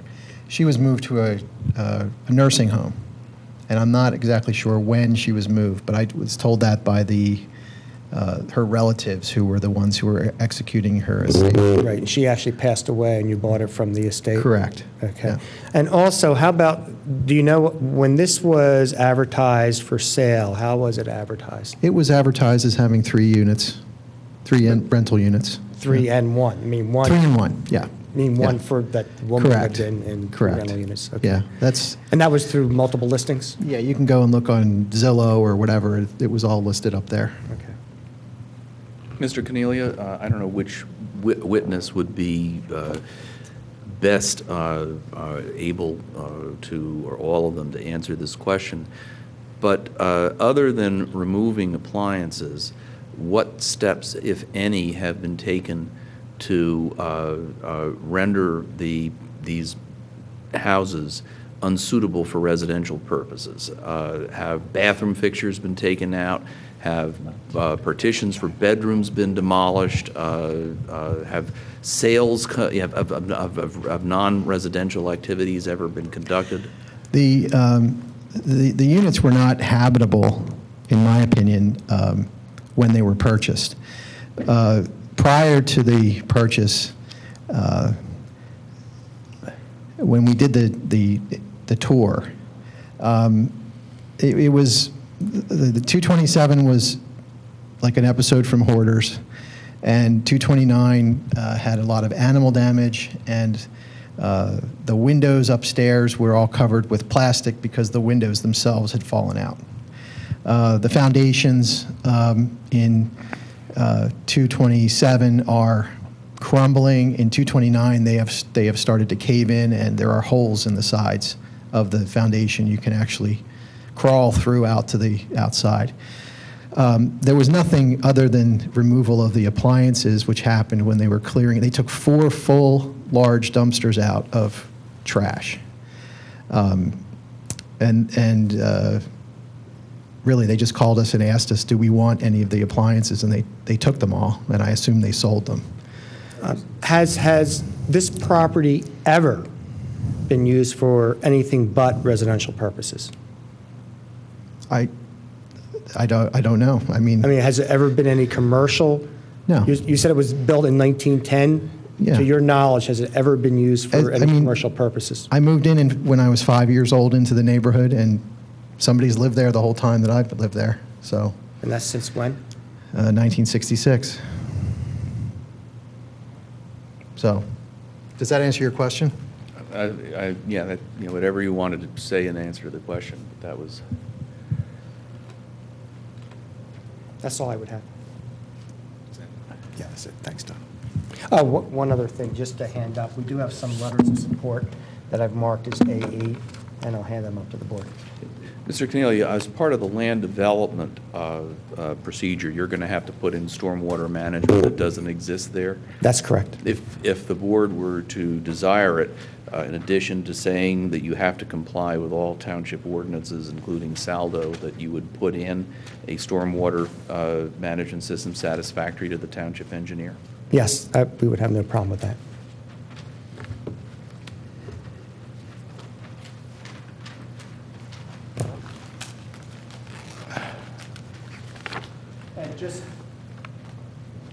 And Mr. Ryan, just so you know, there is, as you may be well aware, there's a large concern in this area about stormwater, and so that's why, we understand that.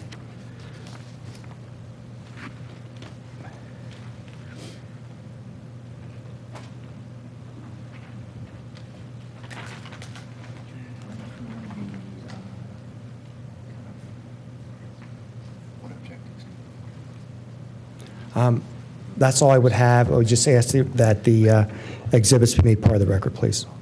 If they want, if no one calls in that talk. Okay, the exhibits are part of the record. Actually, that should be A9. I noticed that the architecturals are A8. A8, so this would be, those letters of support would be A9. And you comply with the parking, you will not reduce parking beyond the existing nonconformity? We're actually going to put the required parking in. Okay, Each so you don't unit will need have two. relief from parking? We don't need relief on the parking. We need relief from the front yard Other setback than to for put it in the parking. front yard. Yeah, right. So- Is anyone else present that wants to be heard on this case? Please step forward and identify yourself. And Mr. Demetis, we have a letter from you, so we've already recognized your approval. You have something other than that you want to say? Just one thing real quick. In regards to the fence along the back of the property, I don't believe they're planning on doing this, but I just wanted to be clear as to that the fence would not encroach on the right-of-way, so that although I have a very skinny driveway to a garage, as we pull out, I just needed to be able to see traffic as we pull out. That would be my only request. Outside of that, I do, support everything they're doing. I don't know if there's anything we can do about that. Is there It will not, because we're not allowed to put a fence in there. Well, I was going to say the fence requirements would probably preclude that in any event. Well, we can't deal with that as a condition to granting relief and not that kind of... Oh, no, I'll just... They can't. Okay, all right, well, then, that's it, thanks.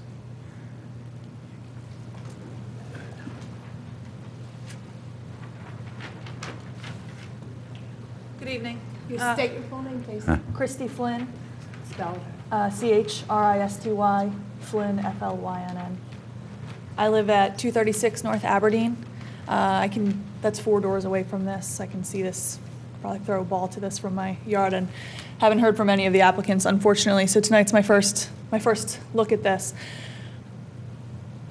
I want to start with, I'm in support of redeveloping that piece of ground. It is a terrible piece in the neighborhood, and it's horrible. But our neighborhood is particularly sensitive to parking in the front yard because there is a problem on my block with parking in a front yard that impedes on our street, just across the street from where I am. I'm concerned about the size of the parking spaces that they're proposing here. 17 feet, in my mind, is too shallow for a parking spot today. So what I would ask is, my preference would be to figure out a common drive to garages in the rear. That would be a safer condition in this location, particularly when you consider the intersections of how Willow and Plant and North Aberdeen all come together in a very tight area there.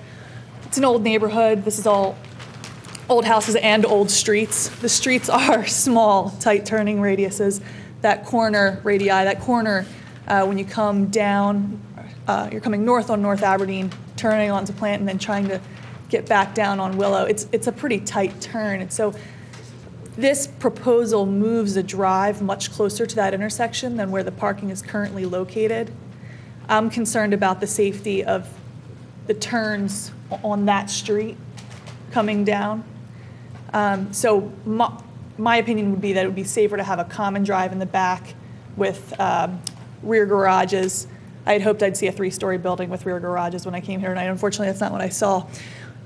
If that's not an alternative that's viable, I'd ask that you guys place a condition that the parking spaces be larger and grant the variance necessary to push this building back towards the backyard so that there would be more room for the parking that's necessary to make sure that all of these cars are off of the street.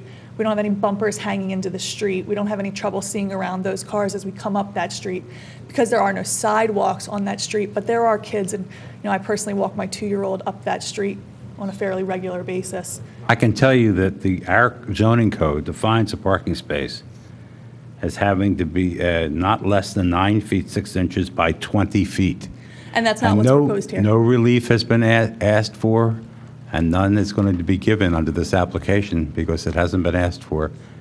So it's not even in consideration. If they want to change that, they're going to have to come back here and ask for a variance. I wanted to make sure that didn't fall under the all other things we need category. No, there's no such relief, and we haven't been asked for it, and we're not granting But we it. will, they can ask for what they want. We will grant the relief to specific things, and we will include relief is granted only with respect to these sections and not to any other provision of the zoning code or of the subdivision and land development ordinance or any other township ordinances. In addition, I would recommend including the statement that whatever stormwater management system is installed has to be specifically approved by the township engineer, which he has to do anyway by the SALDO, but that would highlight it.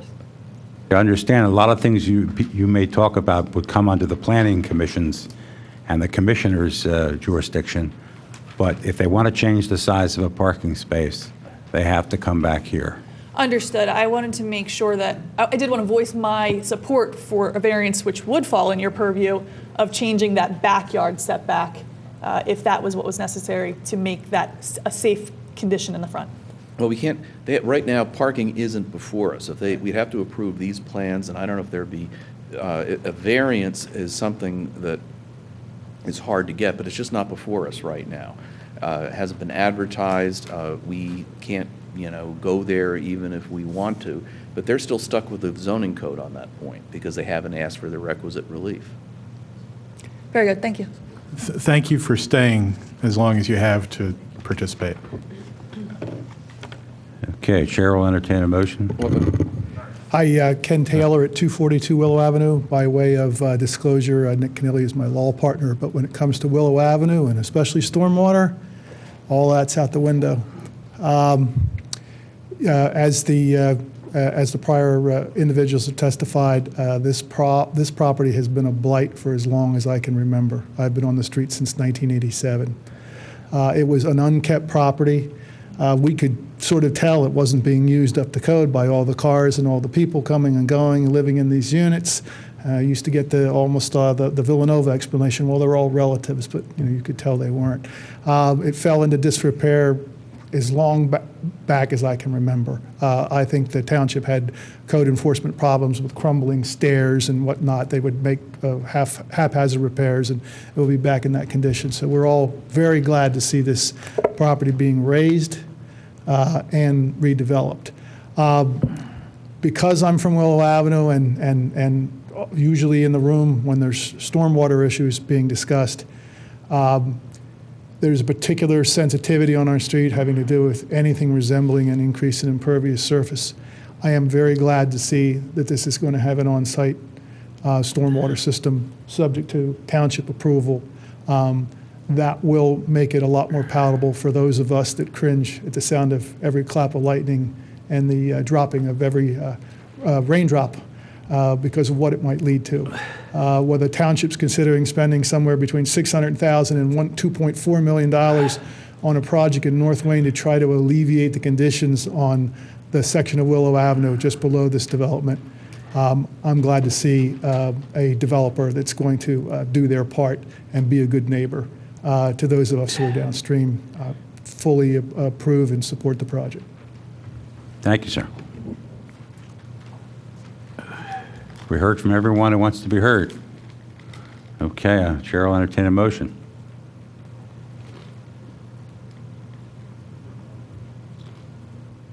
I just had one question to a solicitor.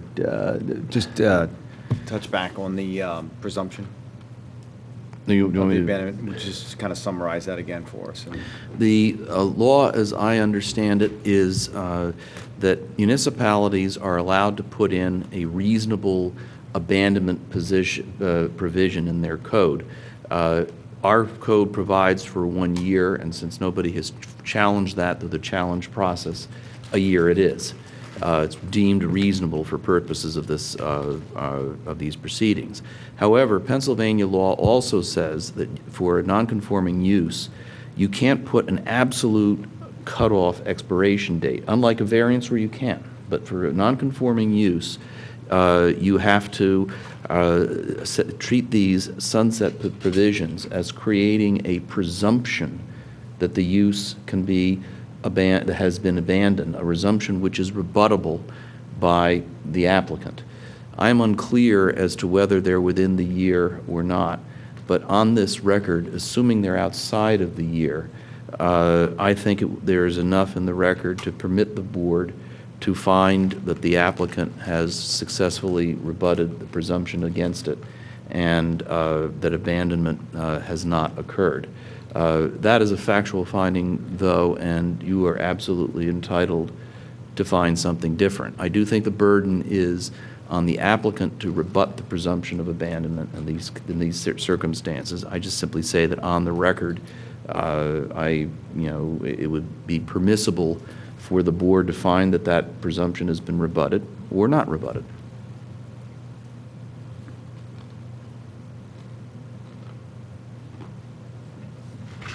Is there a motion? Make a motion that the board grant a special exception under section 280-101A1 of the zoning code in order to allow change the existing nonconforming use of multiple family dwellings to 4 townhomes. Also grant a special exception under section 280-105F to permit parking in the front yard setback with such relief to be to require stormwater management system required by the township engineer and to require compliance in full respect of all other township regulations. Also, I think we should specifically say that we're not granting relief under any of the zoning code provisions except the ones enumerated, including without limitation the size of parking spaces. And I would accept that add on to the motion. We have a second to the motion as so amended. A second. Discussion? I don't think there has been an abandonment here. You needn't have bothered arguing with me. I just wanted the facts. I got them, and I think it's perfectly fine. It looks like there's a lot of evidence that there has been some use, God only knows how, of residential within the last year, and I think the project looks like it's going to be something good for the neighborhood. So, just want the facts, man, just the facts. I agree. Okay, accepted. Any other discussion? No. All in favor? Aye. Aye. Any opposed? None. It's carried. You have the relief.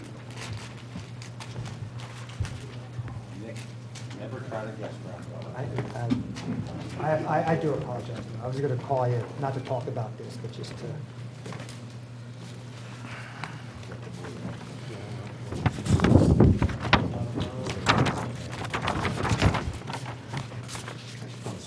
This last one, I'll try to make it as quick as possible. It's pretty straightforward. You have 2 minutes. Yeah. Actually, we decided to work, or take any more cases. Good job. Tell him so. Since we're on a roll.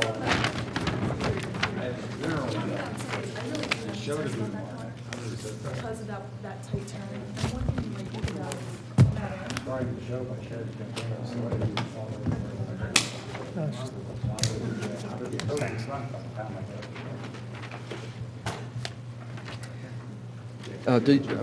Noah, do you have the marked up copy, the annotated copy that was presented?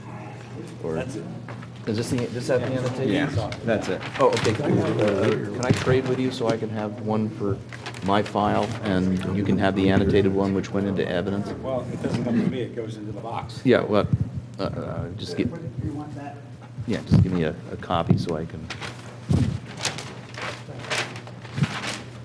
You got mine if you want.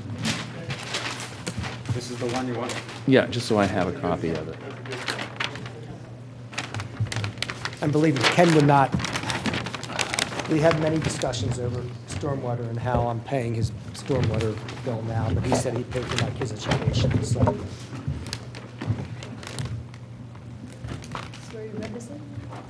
You raise your right hand. Do you solemnly swear or affirm the testimony you're about to give will be the truth, the whole truth, nothing but the truth? I do. And state your full name, please. and My name is spell. Jeffrey Beiter, B-E-I-T-E-R. Jeff, where do you live? 4 Princeton Road, Wayne, PA. You know, I haven't announced the case yet. Oh, I'm sorry, no. Let me see the township copy of the. Where would I be without my Mark vice mine. chairman whispering in my ear? This is appeal number 2924, 201 Pennsylvania Avenue. The applicant, Cheryl Sue LLC, property located at 201 Pennsylvania Avenue in Zone C3, seeks relief to convert a building currently used as an office back to its previous residential use as a single-family dwelling. Applicant seeks a variance from Section 280-55, use, and 280-103B1, required number of parking spaces. In the alternative, applicant seeks a modification of the conditions of the previous variance and/or any other zoning or alternative relief required pursuant to the plans presented with this application. Now. Okay, thank you. This is another property in Little Chicago on Pennsylvania Avenue, actually. There's 2 properties now owned by Jeff. One is a commercial property, and one is a residential property. You'll notice by the pictures, the residential house is what it looks like. At one point, the prior owner came in and got relief to convert a portion of the house to an office and to keep the other part of the house as a residence. We're asking to turn it back to a residence, basically. So I'm not really certain the procedure here. We're asking basically for the old variance to be revoked, I guess maybe to be modified, to turn it back to the prior condition, which was a house. You've seen pictures here tonight of the homes along this area. Again, this is Zone C3. That's why we're in front of you. As we said, you've heard testimony, previously this evening about how it's kind of a mix, but mainly all residential. And in fact, this particular home is on a very small lot. It has no parking, but everyone on Pennsylvania Avenue parks across the street, if you're familiar with it, with that area. Who owns that? Contracts. I don't, everyone parks there. We don't own it. I don't know if it's owned by the railroad, the township. I think it's owned by the railroad, I think. I thought it was SEPTA. So there's no right to park. I know it's been No, there's no parked right. on Everyone does historically. it, but yeah, You there's can't no right. adversely possess or use against the public utility. That's right. We went So, through that with the bike you know, trail. So you don't have any rights to it, but But there's street parking allowed out front. Well, yeah, I know people park on the street, but that's, yeah, I mean, everyone parks across the street, basically. Yeah, I would point out that we could not consider a claim of adverse possession because that's determining an item of title, which this is beyond anything this board can do. Yeah, I'm not holding here, obviously, that we own that land. Can't or adversely have a right. adversely possess against the sovereign or public utility anyway. I know that as well, but we cannot entertain that claim, even if there could be adverse possession. Okay, and just, I'm going to take you through, Jeff. Cheryl Sue LL, well, first, you mentioned, do you work on Pennsylvania Avenue? I do. Okay, you have an office there. And actually, you're another guy that's been in Radnor forever. And 79 grad, been there. My parents own Mainline Trophies Nice in and Rosemont. slow, okay? Nice and slow. He was Oh. sworn. Speak slowly so I So, can yeah, understand you. Radnor grad, 1979. Been in the area for years. Was a wrestling coach here at Radnor for 19 years in the Radnor Junior Wrestling Program, and family business is Mainline Trophies. And what's Cheryl Sue LLC? You're the member? My wife and I are owners. Okay. And actually, we have two deeds here, or one deed that's marked as A2. It has two parcels. And I've marked as A2A and A2B. It's two separate folio numbers. There's a folio number for the residential property and a folio number for the commercial property. I'll just hand that up to the board. I've marked them as A2A and A2B, which kind of go with the deed again. The purpose is just to show that we do have two parcels here.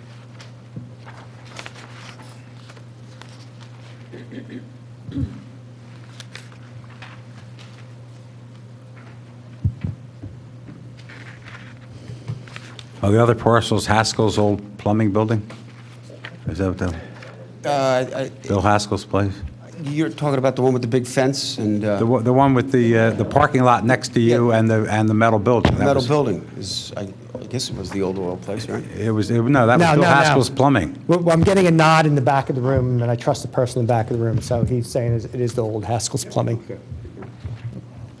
Now, A3, what I've marked is the prior zoning relief granted in 2008, and it used its office as a psychologist. Now, is your understanding that was an entire office, or was there? Partial part of the building. Okay. And the other part of the building was continuing to be used as a residence? That's my knowledge. Okay. And so what you're intending to do is just use it all as a residence? That's correct. And a single-family residence? Correct. Okay. So this is now single-family residence with the office, and you just want to go back to pure single-family That's residence correct. and lose the office. All right. And A4, again, shows actually both sites. As I've mentioned, both sites are non-conforming in many regards, and this particular site is non-conforming. It doesn't have the required parking, setbacks, and everything else. Again, when do you think this building was built? Talking turn of the century? Or? Honestly, I don't know, Nick. Okay. But it's been that and the other 3 or 4 homes on that street go back a long way. All right. Now, referring to A5, and the first, A5 is 2 pictures. First picture, the building's right here? That's correct. Okay. This is that kind of a yellowish building that we're That's looking correct.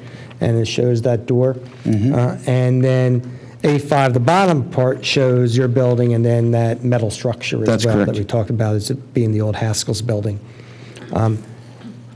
A6, again, that is another view of your building and the metal building. Correct. And the bottom picture?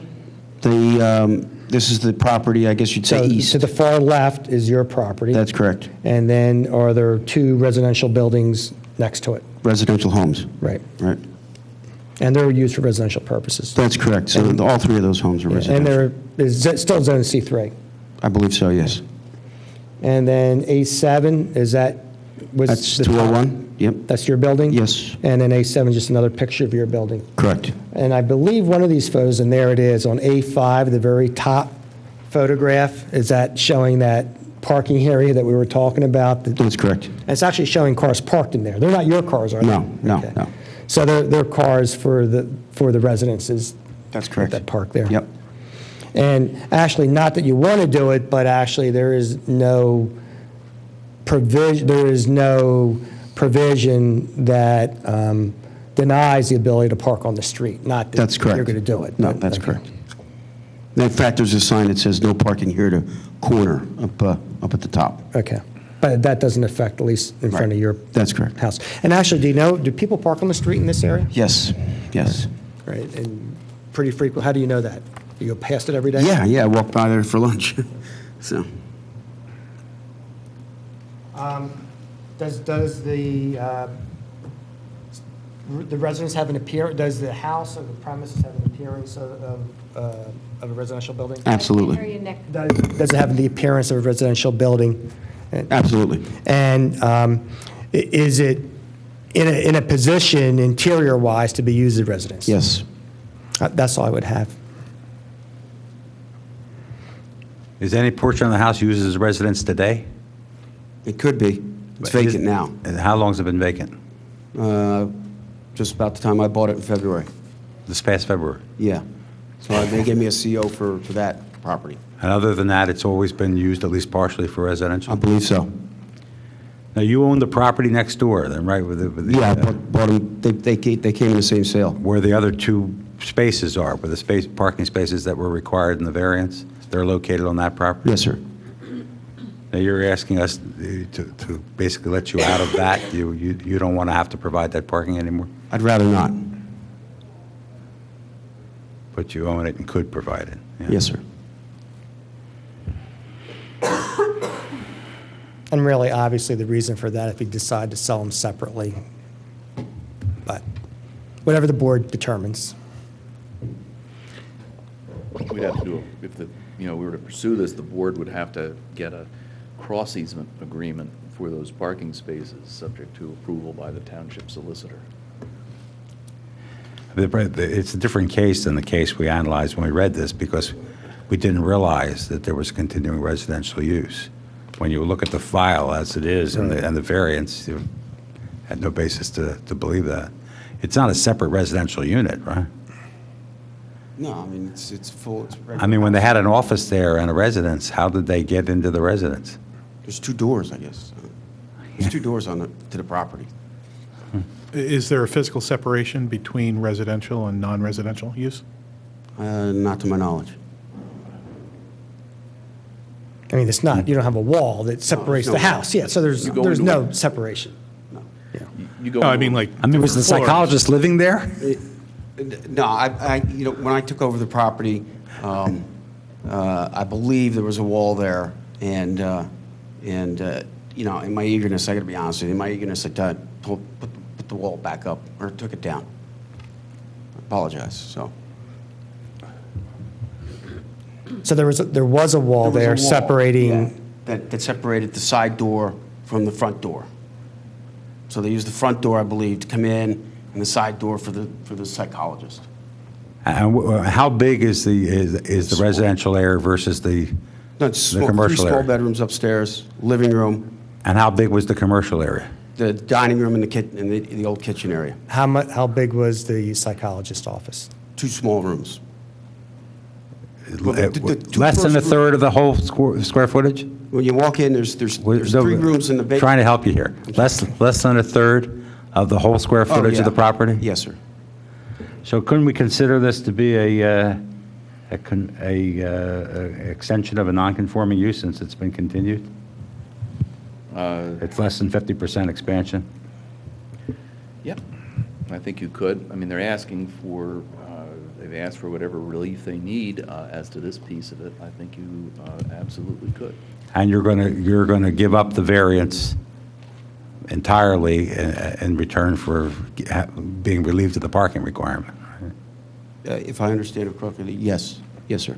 You're not asking, the variance is, yeah, you don't want the variance anymore. I don't. No, I'd rather. Not the good or the bad of it? You don't want any of it? No. By the way, if you were granted the special exception and the variance went away, this special exception area would not constitute a non-conforming use. It would constitute a special exception use and would not be susceptible as a springboard for further expansion.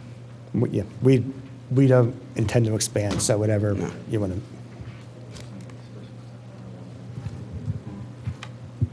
Yeah, it's really a 101B2, right?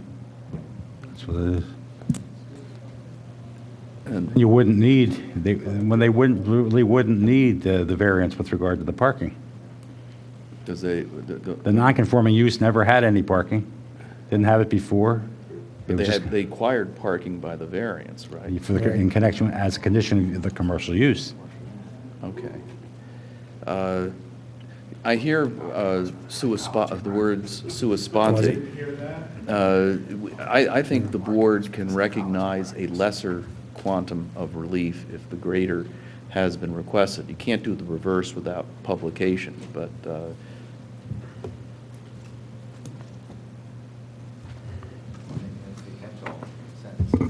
yeah. You want to see if anyone else wants to? I did put in there if else we here to needed a speak? variance from the parking, but I couldn't stand. He may want to talk about this one, too. You have an interest in this case, sir? again, he may have something to add. Like, Ken, if you want to add it, I mean, he never comes to, he never shows up at these hearings because we have all these issues here. I was going to all the meetings. This was Rosedden Holding Company that owned this before, and I remember that my recollection was that the parking issue next to the adjoining property was specifically to provide parking for the psychologist and her one patient at a time. I mean, that's my recollection. The only parking issues the last time this was before the board had to do with making provisions for the psychologist and her single patient at a time. Mr. Cutler, I think under these circumstances, if the old variance is completely eliminated, and it is clear that the reconversion of the office space is being done by special exception, you could approve the parking sort of through that mechanism, provided that you can't expand it again. There's no intention to expand. You know, it would just, it would be, you'd have your one zoning board approval to do that. So who would like to make a motion under 101A2?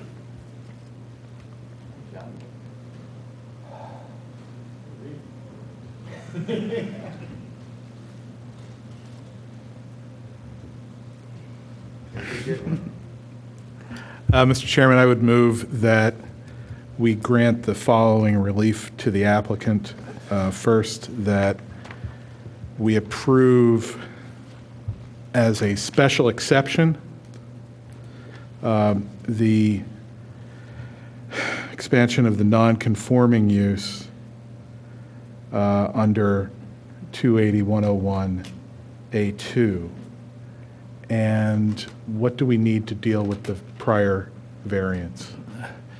I think the variance is canceled in all respects, would be part of the decision, and that the area being reconverted, clarification that the area being reconverted is the one-time special exception that they could get. By the way, I had noticed this and meant to bring it up. Your plan says you're in Easttown Township. I saw that. When I was looking at it earlier, I saw that. Is this the right building, then? Our engineer put Easttown. We'll take quasi-judicial notice of the fact that you're in Radnor Township. Yes. Okay. I know, John, but I was looking. All we have to do now is say what he said. And then, well, I said it, and then he said it a little better, but yes. And then I'm going to second both of them. He's going to second what he said that you said. That sounded. All in favor, say aye. Aye. Aye. Opposed? No? Okay, good. Unanimous. Thank you.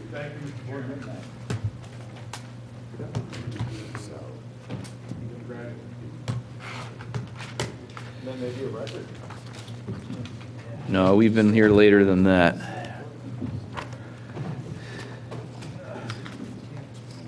Mr. Biter? Is your wife at yeah, that's Cheryl. I've just been on the phone with her. We've used mainline trophies every time a board member retires, and we had a member step